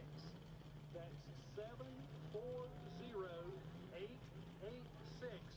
If you have the winning ticket, we ask that you come to the press box on the west side of the stadium and come upstairs to the press box, up the elevator. Once again, the number is 740886. That is the winning number for the 50-50 raffle from the Bowman Gray Stadium Ladies Racing Auxiliary. And we do want to give a big shout out to our Bowman Gray Stadium Ladies Auxiliary for what they're doing in here. Somebody's going to win a lot of money. Starting lineup for race number 2 in the Q104.1 Stadium Stock Division. Starting 16th in the number 15, Andre Chavez. Starting 15th, J.B. Lownberry out of Clemens, North Carolina. Starting 14th, the number 9 of Robbie Shrewsbury. Starting 13th, the number 12, his name is Jesse Yost. Starting 12th in the number 36 is Austin Long, and starting 11th, the number 90 coming from a long way away to make this race. His name is Robert Shermiska. Starting 10th in the number 22, Adam Peanut Baker. Starting 9th in that number 51, Andrew Case. And starting 8th in the number 27, Austin Case. Starting 7th in the number 95, Levi Holt. Starting 6th in the number 47, his name is Tyler McDonald. And starting 5th, he's the son of A.J. Sanders in that number 44 out of Mossville, Blaine Sanders. Welcome back to Flow Racing's coverage of the NASCAR Advanced Auto Parts Weekly Series from Bowman Gray Stadium in Winston-Salem, North Carolina. I'm James Pike. He's Matthew Donor. We're here at the Madhouse, and we have another Q104.1 Stadium Stock Grid to deliver your way. This is the second race of 2 for this series this evening. Starting off on the pole back in Stadium Stock competition, how about it? Oh, it is Brennan Lee Brendel. He's returned He has. to the division. He has. Is the great driver, the Affinity Insurance Group, number 43 into the outside. The number 80 from Advance, North Carolina, is Luke Smith. Starting off in the third spot out of King, North Carolina, piloting the number 69 Madness.com machine, it's Brandon Krantz. To his outside, starting in fourth, it's Greasebug of the Pew Auto Crushing and Metal Recycling Snappy Inc., number 58, David Beauchamp. Starting fifth, the number 44, of Blaze Sanders in the Dean's Tree Services car, and the Patriot Market 47 alongside for Tyler McDonald. Starting in 7th, the 95 machine out of Kernersville, North Carolina. It's the State Farm Jet Filler Bubble and Sons pressure washer machine of Levi Holt. To his outside, the number 27 machine out of Tobaccoville, North Carolina. It's Austin Gates representing Tight Singers Lawn Care and Tunnel Mechanical Solutions. Well, his brother starts in the 9th position, driving the Disco Turkeys, number 51. It's Andrew Cates, and to the outside, it's Adam Peanut Baker. Starting in 11th, the 90 out of Welcome, North Carolina, Robert Bugs Stramisco had a great day in Rockingham with Jesse Love. To his outside, the 36 of Austin Long for Winston-Salem. Well, Jesse Love got DQ. Oh, boy. Jesse Yop, Robbie Shrewsbury line up in the next row, and of course JB Lineberry, Light Bright, and Andre Chavez, who crashed with Mr. AJ Sanders in practice, rounds out the field. One more Q104.1 Stadium Stock Series race this evening. Green flag is out and they're underway. They take off, and Brandon Lee Brindle is back at it with a good run to the outside. Smith trying to hang tight there, and Brandon Krotz with a good run to the inside. It's contact further back in the field. Battle is on up front. Krotz to the bottom of Luke Smith for the 2nd position. Krotz, could he be the feel-good story of the opening night? Coming back, that number 69 machine, but now Greasebug has a handful in the 3rd position. 3 wide, almost down the back straightaway for the Greasebug. McDonald to his backside. Luke Smith is going backwards fast. Luke Smith falling, Tyler McDonald rising, one of the faster cars in this division. Look at McDonald with that great run to the inside to take away the spot from David Beauchamp. Made that look easy. So now McDonald up to 3rd, but will need some help to try and run down Brindle and the 69 machine of Krotz. So McDonald beginning to pull this group, and then it's war from about that point on. Blaze Sanders also in the mix too. That's about to become a 7-car pack for 4th. Yeah, you got action everywhere, and that's what you get when you get the stadium stockers right now. Greasebug sending it in there, Mach 1 sliding up to the wall. Oh my gosh, that was incredible save by him right now, and but he's going to lose some spots right there. Behind them, the Cates boys are trying to come through the field. Austin Cates and then Blaze Sanders in the red number 44, but it's on Luke Smith now to the bottom of the 95 machine. Luke Smith trying to recoup some of the lost track position that went away earlier. We're almost at the halfway point of this race. Going to hit cross flags, I believe, this time by when Brandon Lee Brindle comes across the stripe. There's the new number 36 car right there of Austin Long, the great rookie from last season. Brand new body, not a brand new race car actually, in that number 36. Kind of looks like a dirt body, like some of those, Keaton boys. See a lot of that. Oh, big stack up there. And Brandon Lee Brindle has to slow down, and that'll give the opportunity for Brandon Krotz to try and go to the inside and take away the race lead. Brindle got caught up by the lap car. Now we get a yellow flag for a spin over in the corner. As is the case often at the Madhouse, everything happens at once. Andrew Cates, they've got Ty Singer's lawn care, and he's caring for the lawn right now. The Disco Turkey goes around in his beautiful number 51 machine in the north turn. Disco Turkeys with a big year coming up this year. They announced the deal. They're going to play all of their home games at Wake Forest Baseball Stadium this year. I loved when they played it here at Bowman Gray. But here's the stack up. You see Light Bright right there, the black and green car, slow on the bottom. Robbie Shrewsbury with a little bit of handling issues, and he goes inside, then outside. Didn't know which way do I go? Which way do I go? And you see Krotz almost getting the spot there to the bottom. And then maybe we'll see right here. There's Beauchamp, Greasebug turning around, and there is Cates with the spin. So Andrew goes around. If there's a winner out of this yellow flag, hands down, Tyler McDonald. No doubt in my mind, because all of that track he had to gain, he's right up on the rear bumper of Krotz and a Brindle now. So, continuing to sort things out, but that'll be your top 3 when we get back to it. Brandon Lee Brindle and then Brandon Krotz. Brandon Krotz right there could be the story of the night. This is a guy that's lucky to be alive. He was involved in a serious accident at the end of last year It's a miracle that he had lived through it, and it's a miracle that he's back racing here. So many people supported him on this mission, and now he's second place as we take the green. Did not get a great jump, though, on that restart. Brindle clear by about 3 car lengths already, and now McDonald immediately to the bottom to try and give chase with a good run down the backstretch into the north turn. A little bit of a push from Mook Smith, and now Krotz is just stuck up on that high line looking for any sort of gap to get down. Oh, man. That was tough there for the number 69 machine as he had second place locked up, but that restart really sent his night into a little bit of a tailspin. Oh, big shove there, a little bit further back. Baker, yeah. Yeah, big move there. Levi Holt in that. Oh, I think Andrew Cates is in the lawn again.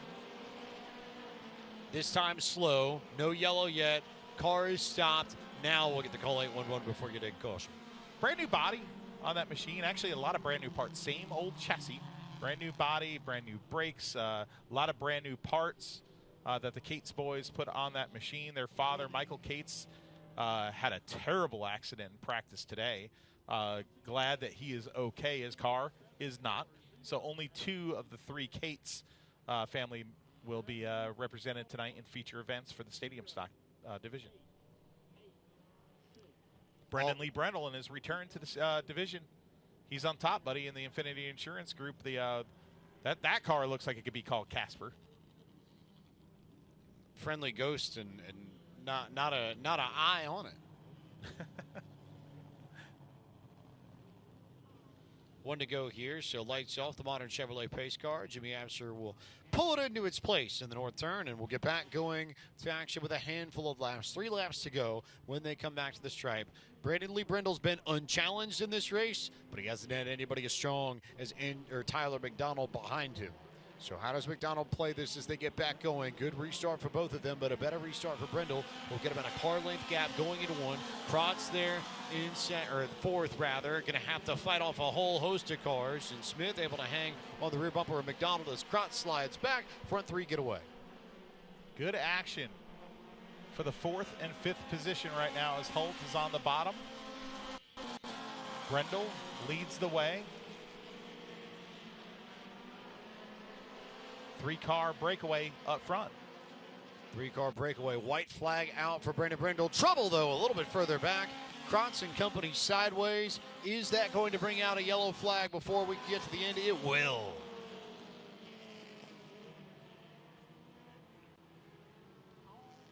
I believe we'll have to look when we restart. We might see the green and white together when we restart this.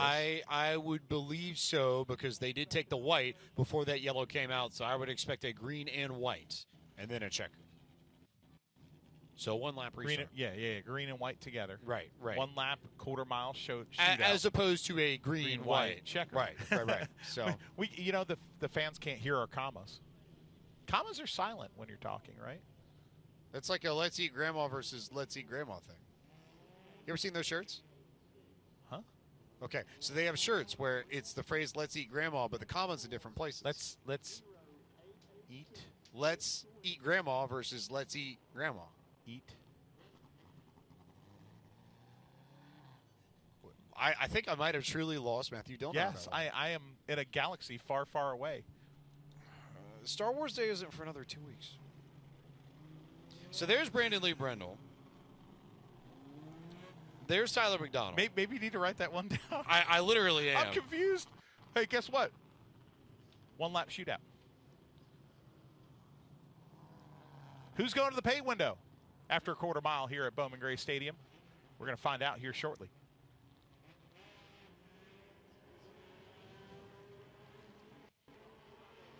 $14 on the board. Green and white together. At the line, a quarter mile to decide it.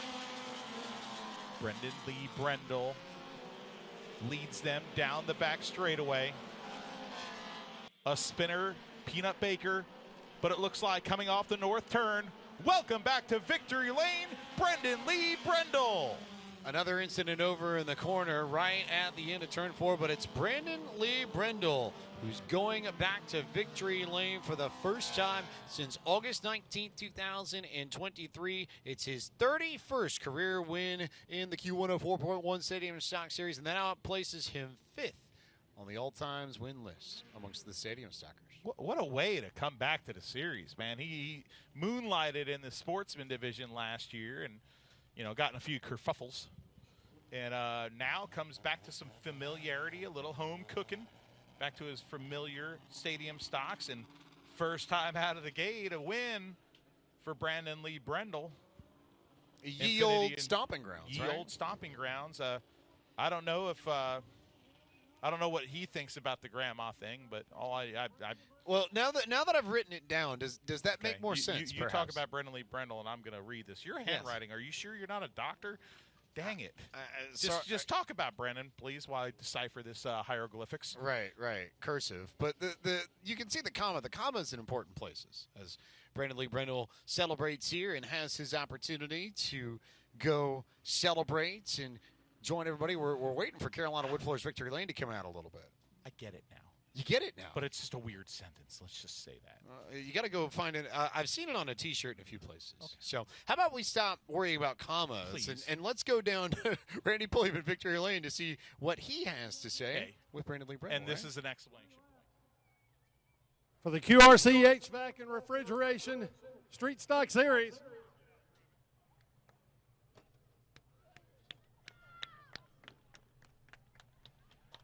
Brandon Brindle, ladies and gentlemen. Brandon, win number 7, I believe, in your Stadium Stock career. Took a break from Stadium Stock racing last year. I think you went to Sportsman racing and back in Stadium Stock. Tell us a little about that, the decision you made that. I got 3 boys that play travel baseball, and there's just not enough time in the day for me to run that Sportsman car and run like I want to. So I'm super thankful for Todd Barnhart. Hey, run my car this year, and here we come. Brandon Brindle, I know you want to thank your sponsors. That's a statement of intent, I think. Here we come. Brandon Lee Brindle not to be trifled or messed with in the Q1 or Q104.1 Stadium Stock Series. And that leaves us with 1 race left on the card this evening, and we'll have that for you when we come back. You're watching coverage of the NASCAR Advanced Auto Parts Weekly Series live from Bowman Gray Stadium on Flow Racing.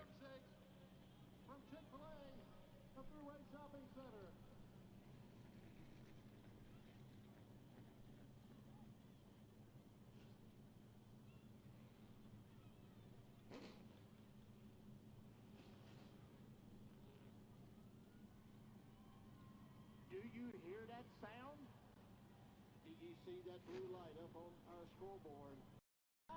For the Domino's Blue Light Special. If you're one of the first 15 fans to arrive at the program sales station located on the concourse near the south gate between turns 1 and 2, and you're not a previous winner, you will win a coupon redeemable for 1 large 4-topping pizza from Domino's. Be sure to listen each week to the sights and sounds of the Domino's Blue Light Special, and you can be a winner. Domino's is locally owned and operated in Forsyth and Davidson counties. Be sure to visit a Domino's in your hometown or enjoy one of their pizzas here tonight by visiting the East or West concession stand.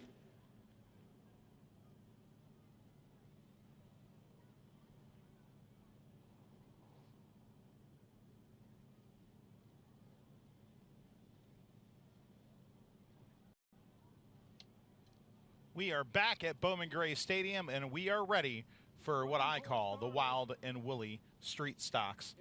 The QRC HVAC and Refrigeration Street Stock Division here at Bowman Gray Stadium. This is going to be a good one.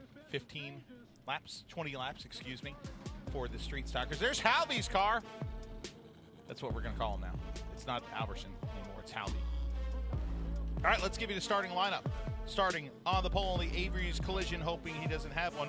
Number 35, it's Andy Avery. To the outside, the Shoot Concrete. Number 88, it's Brian Shoot. Starting in third out of Lexington, North Carolina, the number 72 Turn and Burn Hobby Raceway machine, piloted by Brian Robertson, and to his outside in the fourth starting position, the number 23 Joey Miller Realty machine out of Kernersville, North Carolina, Jordan Atkins. Starting in the fifth position, the Mountain Fried Chicken machine, the number 24, it's Austin Jones. And to the outside, the two-time defending champion of the division, the High Point Auto Potty car, the Hot Rod Barn hero, Christian Joyce. Starting in seventh, the number 17 out of Lexington, North Carolina, had his breakout season in this division 1 year ago. The Studio 17 speed printing machine for Andy Southern out of Lexington. And then starting in the eighth position, the number 9 machine out of Winston-Salem, North Carolina. It's the Fortress Roofing Studio Hour photography machine, piloted by Brandon Brown. Starting ninth, the Kogar Plumbing, number 30, Zach Kogar. To the outside, the legend, the Silver Fox, the greatest hair in the division, the number 2, it's Willie Wall. Rolling all from 11th, it's Moose, the 00 out of Walberg, North Carolina. The structural repair of the Triad machine, Donnie Martin behind the wheel. To his outside, starting in 12th, number 13, it's K-Train out of Moxville, North Carolina. The garage doors of the Triad machine, driven by Kevin Gilbert. CCW Insurance is on the side of the 82, but we know him as the nickname now. Justin Alverson, Halvey, starts in position 13 to the outside, making his debut in this division, the number 33 of DJ Dean. It's Kyler Staley out of Lexington, North Carolina in the 8. Wes Glasgow out of Louisville in the 21. Brian Sykes Jr., Zach Staley, Braden Staley, Brad Lewis, Jacob Brooks, Craig Hartless, Emily Lewis, and Nate Kirk.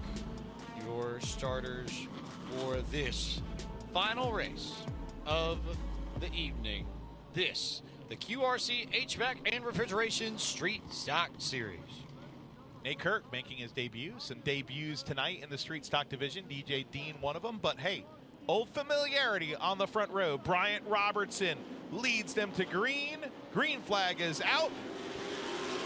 Robertson with a giant jump into the south turn. Robertson with a jump. Austin Jones there. Big battle behind. K-Train almost got turned. Back behind this group as Andy Southern will take over that third spot. Jordan Atkins to fourth. Christian Joyce working that high line around K-Train to try and get fifth.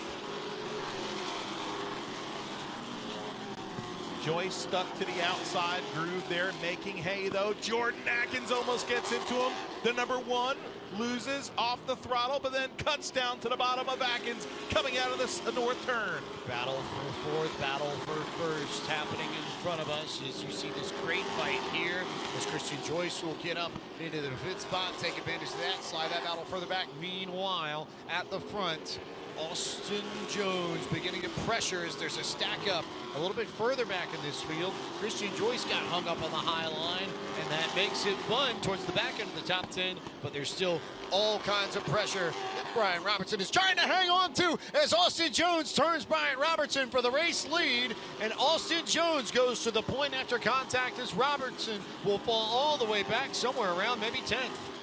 Wow, bad turn of events for the Turn and Burn Hobby, number 72 in his return to the division. He's going to try to march his way up to the front, is the big man. But the Mountain Fried Chicken machine stands alone now at the top of the field, the 24.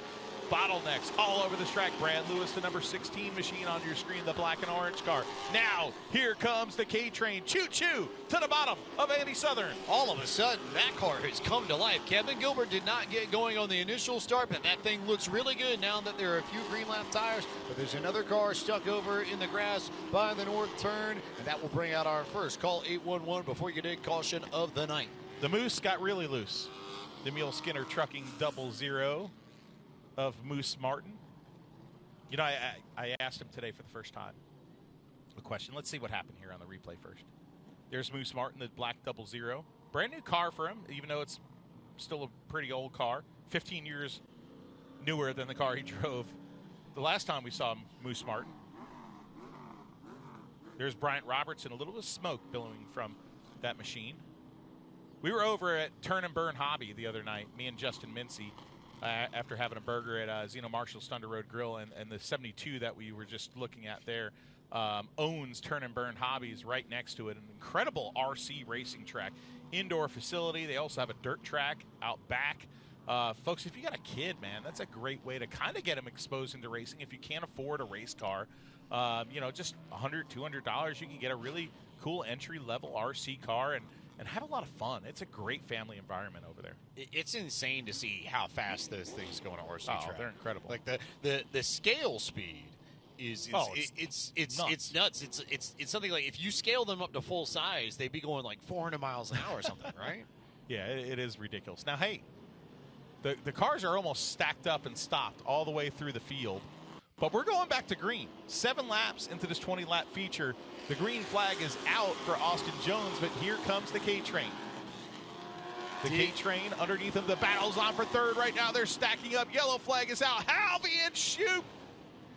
No, Halvey and Kogar go around in the inside football field coming off of turn number 2. Bryant Robertson is spun as well on the front straightaway. So chaos. Robertson is turned dead opposite the way you're supposed to go on this front stretch, and then Kogar and company got into it on the back, and I'm not sure which one brought out the caution first. Kogar's car is just stripped of all its sheet metal. Lots of and he's doing a donut. He's not too happy. Oh, let's keep an eye on him. He is not happy at all. The driver, that number 30, that car, they put a lot of time into that Parkway Ford number 30. Trying to get that thing ready for racing season. He had that on display at the Bowman Gray preview.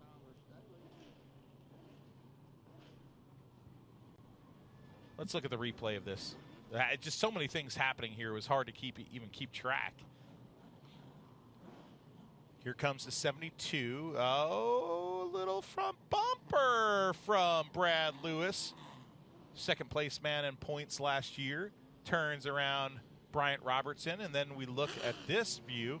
You see some contact with Christian Joyce, and then the stack up, the accordion there. Polka, polka, polka takes out the number 30 car of Kogar and takes out Halvey. Yeah, so Halvey and Kogar got the bad end of the deal that really started when Andy Southern missed the corner. Yes. Southern was about a groove higher than he would have been, and they were so stacked up behind Southern that it was pretty much just bumper tag, 2, 3, 4 cars back, and then you end up with the Halvey Kogar incident that really tore up a lot of sheet metal off of Kogar's machine. The action's getting hot. Is it just me, too? Is it getting hot in the booth tonight? It's gotten warmer in the booth as the night progressed. Tonight. I think we're also excited because it's been a barn burner tonight. Lights are out on top of the modern Chevrolet Pace vehicle, driven by former racer Jimmy Absher. Justin Mincy's wearing out the new whiteboard here, spitting out mad stats here. I wonder what the mad scientist is up to next here. To the right of us here in the Flow Racing booth as the Mountain Fried Chicken car gets ready for a restart here with 9 laps on the board, soon to be halfway. Coming to it, making moves. Austin Jones with a great jump to get away from K-Train. I want to see how strong K-Train's car is off of a restart, whether or not there's pace to match Jones or whether or not that thing just isn't handling the way it needs to off of cold tires. A little bit loose here.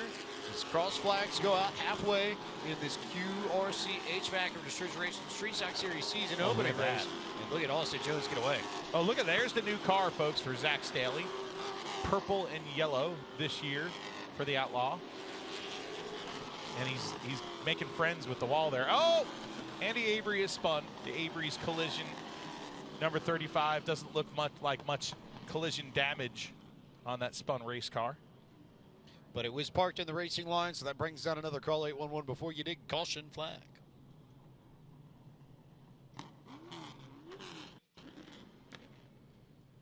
So, bit of a breather. I actually think K-Train's car was better on the restart than I anticipated.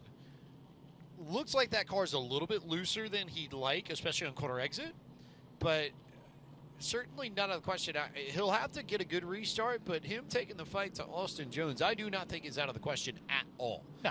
And Andy Southern, especially if he can get 2 or 3 laps, Southern I think is the one that probably is hurt most by this yellow, just because it looks like it takes his car a little bit to get going, and we're only going to have a handful of laps left as the lights are going to go off the modern Chevrolet Pace car this time by.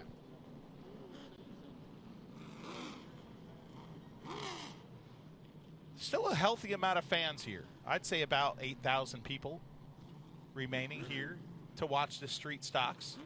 One of the more popular divisions here at Bowman Gray Stadium. A little late for a Bowman Gray show. It's nearing 11 o'clock, but it is a 200 lapper to start out the season, so still a very efficient show here.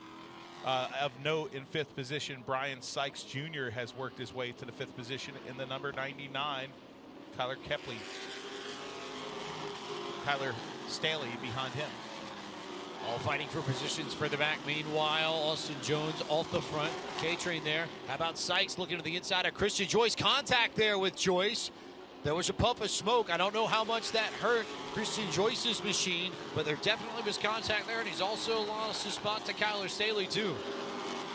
Christian Joyce, the defending champion of the division, is going backwards here. It looks like that number 1 has some issues to it. As Brad Lewis goes on by, here comes Jordan Atkins. The number 1 files in behind him.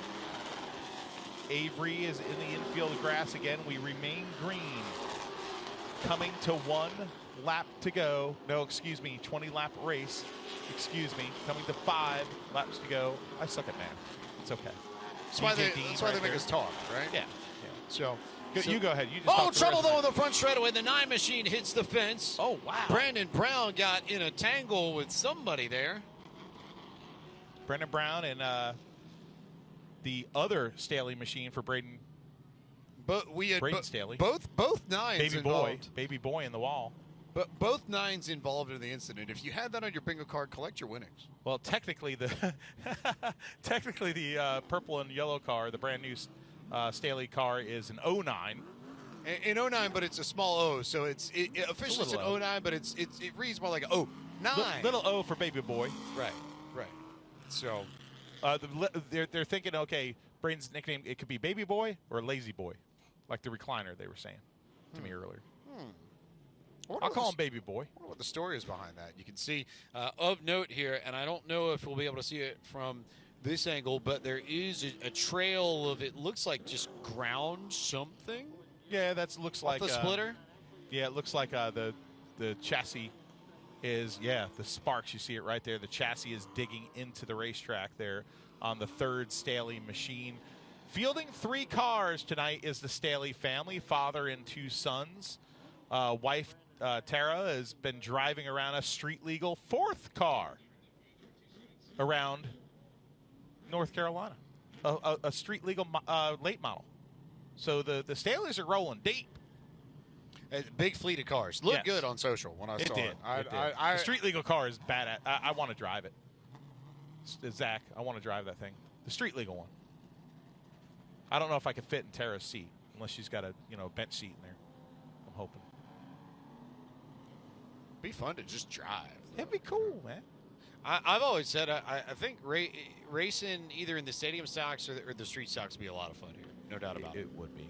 Kyler Staley right there in the 8 machine, right behind the country pimp, Brian Sykes Jr. in the number 99. But Kyler, diabetic, a kid that works on his own stuff, raced here in the stadium stock division for a while, and now having a good run here tonight. There's Halvey. Halvey's number 82 is returned towards the mid-pack of the field. Officially, Justin Alverson, but better known as Halvey. He said, he's like, I don't want to hear Justin Alverson too much. Right. I want to hear Halvey. He even put it on his windshield. You see the glittery stuff on the windshield? Hey, there's my corn boy. What's up, Corny? Kettle corn now. Kettle corn's good. I'm about to say we're upgrades all over the place here. In the funnel cake. Look, funnel cake, kettle corn, donuts, umbrellas, lions and tigers and bears. Oh my! And merch. Got to get that merch game going. Green flag is out. 14 laps on the board for the street stockers. Brian Sykes Jr. is pressuring the backside of the K-Train. He's all over the caboose right now on the north turn. And this is just everything that Austin Jones could have wished for and then some, because that battle for second is making it very easy for Jones to get off the front of this field and start gapping everybody here, as there's a big shot from Sykes to K-Train. Sykes now backs off a little bit. The K-Train sends it in the corner. Diamond's the corner. Tries to get a straight run off. K-Train Kevin Gilbert still winless in his long career here at Bowman Gray Stadium, and he has come so close every year. And right now, he's as close as you can get, P2, but all over the backside of the number 13 is Sykes, and Halvey has spun, and so is West Glasgow. Caution flag is out yet again with 3 to go. Green, white checker, I think. Is what that'll leave us with? Green, white checker? No, green, white checker. But green, you don't throw a green twice. It'll be a standard green, white checker. Yeah. Okay. Yeah. All I love look at the Glasgow reflective. Glasgow goes down to the work area, by the way. Here's a replay. What happened? Look at the reflection. Oh, yeah. There's Staley. Staley kind of comes down right there, and Staley gets into West Glasgow. Trouble for Zach Staley as he uses up that front bumper. So Staley with some damage to the front end of that Motorsports on Main machine. There's Halvey. Hey, you're aboard the Halvey train now, buddy. All right, well, I like it. That car's awesome. Look at the reflective. Reflections will not fade on that machine for sure. Although that looks like maybe a little bit of a disagreement about who's supposed to line up where, perhaps. Look at Larry, Darrell, and Darrow wearing their reflective apparel. Oh, yeah, there's some bumper tagging. There's some talking going on between some of these drivers right now. Not happy. You're already mad at somebody week 1 of the Madhouse. I mean, are you surprised? Water is wet. The sky is Water blue is and wet. it's sunny. Zach Staley is racing physical. Everything is normal again at Bowman Gray Stadium. Oh, no! Trouble in the north turn. Staley and Halvey are going at it. We stay green. Green flag racing already. Cars stacked up in the back. Austin Jones trying to get clear. Everybody. Oh, K-Train was way sideways as the white flag comes out. It's been mad tonight at the Madhouse, but one driver that is happy and full of excitement coming off of turn number 4 for his 3rd career win. The Mountain Fried Chicken car does it. Austin Jones scores the victory. Austin Jones gets the job done. Halvey did try and get after Zach Staley on that last lap and missed coming out of turn 2. So he caught the fence a little bit. Now we'll bring it across the line. We'll see whether or not there are any afters between those two. They are not happy with each other, and I think that's our first maybe big rivalry outside of Myers v. Ward. Zach Staley, Justin Halverson, not going to be happy with one another. Austin Jones, though, will be happy. Picks up the win with relative ease and had a fast car in these QRC HVAC Refrigeration Street Stock Series. And now Zach Staley's getting out of the car. Here we go. Staley's out of the car. Staley's out of the car. He falls out of the car. He's got the helmet off. Open face. Gloves off. Halvey is trying to get out of the car ferociously. A takedown. They're trying to restrain an absolutely enraged Zach Staley. He's slicking back the hair, letting Halvey coming out of the car. He's knocked down right now. Here comes Halverson. Halvey getting in there. Madness at the Madhouse. They're on the ground. The dog pile of emotion.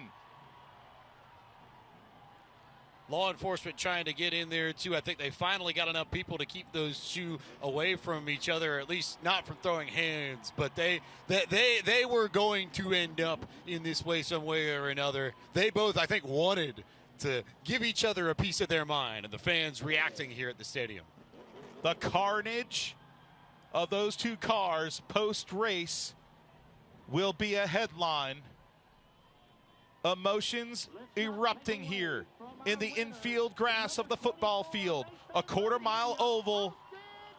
Some crazy dummy is on the fence. Let's get him out of here. But guess what? 31st win for the Jones family. Austin Jones with his 3rd career win and the first since July 15th. The grandson of the great 6-time modified champion Pee Wee Jones is down in victory lane. Let's toss it downstairs to Randy Pulliam.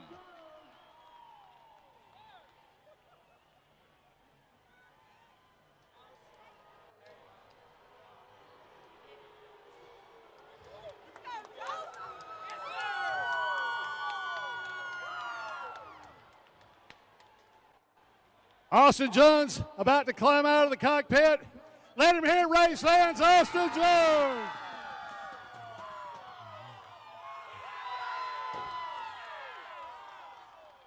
Austin, congratulations, buddy. Win number 3. Meanwhile, back over here in Victory Lane, they had those shenanigans going on over there. You were taking care of business. You know, I talked to you at the preview last Sunday, Austin, and you said you thought about moving up to Sportsman, but you thought better of it because you had some unfinished business to take care of. What a way to start that unfinished business. Yes, sir. Thank you, man. Man, what a race car tonight. It was really good. I hated getting Bryant down there. I don't know exactly what happened. I saw him get loose, and I went low, and I don't know if he came down or what, but sorry to him. But, man, I can't thank all my guys enough. Man, all my sponsors are so good to me. I sure wouldn't be here without them and the good Lord above on Easter weekend. Man, this is 1 year anniversary of losing my grandmother, and this is for her, buddy. Austin Jones. Emotional win tonight from Austin. Ladies and gentlemen, one more time. Austin Jones with a big victory, and he'll be a happy man when he goes back to work for the NASCAR Xfinity team, Colleague Racing, this week. A big win for a traditional family at Bowman Gray Stadium. Winner's circle to pick up some hardware. Madhouse, that concludes our program for tonight. We're so glad you could be with us. All right, boys and girls. Moments. A green-white checker finish for the Hayes Jewelers 200 that brought the fans to their feet. Some were cheering, some were jeering. The sea of boos came. Let's watch this. Coming to the white flag is Burt Myers. Burt Myers at this point, Pike, had led every lap of the Hayes Jewelers 200, and then the north turn nudge. The big nudge there. I don't think there's any doubt about what happened there. I think the question to ask is whether or not in Brandon Ward's mind that was a justified reaction to what happened on that restart about 20 laps before, where he got a really good jump and Burt got loose underneath and got into him. Well, that's the question I think if you're a racing fan you have to ask about this, because that the second half of that is pretty clear. The first half maybe not so much. Was it egregious? I mean, he hit him pretty darn hard. Okay, let's just be real. He didn't dump him, but pretty darn hard. But folks, let's recap tonight. Of course, Brandon Ward, the winner of the Hayes Jewelers 200, his first ever Hayes Jewelers 200 victory in the Sportsman division. The 40-lapper for Chase Robertson. Third in a row. First time in 21 years someone's gone 3 in a row in a season opener here. How about Austin Jones getting it done, coming back to a full season in the QRC HVAC and refrigeration street stocks, and then Chuck Wall and Brandon Brendel taking new places on the all-time stadium stock wins list by taking the 2 stadium stock races tonight. Folks, we got a lot of racing here at Bowman Gray Stadium to give you all year long live on Flow Racing, April 26th. Of course, chain racing, baby. Modified, first modified 100, May 3rd. I'll circle that one on my calendar. The Great Street Stock 50, as well as Crash Fest. So you've got a lot of variety in here. You've got the longest race of the year for the street stocks. You've got a demo derby. You got 100 laps for the modifieds. Chain Wait, wasn't that a demo derby with Zach Staley? Not officially. Zach Staley told me over Wings the other night that he was not going to get in trouble anymore. It lasted 20 laps. What that was wrestling on the biggest wrestling weekend of the year. That's what that was. That's exactly what that was. So lots of storylines to come out of this first night, Matthew Dillner. And lots of things that we'll have to talk about as we start off our campaign in 2025 at the Madhouse. You know what? Some people left here shining bright like a diamond. Some people, well, had a lot of dirt on them tonight. That's just Bowman Gray Stadium. That's what you get when you mix legends, family traditions, sheet metal, iron, emotion, passion, families. It's the thrill of victory, the agony of defeat, and the fans just eat it all up. If you're not a fan of Bowman Gray Stadium, I guess you could turn it off.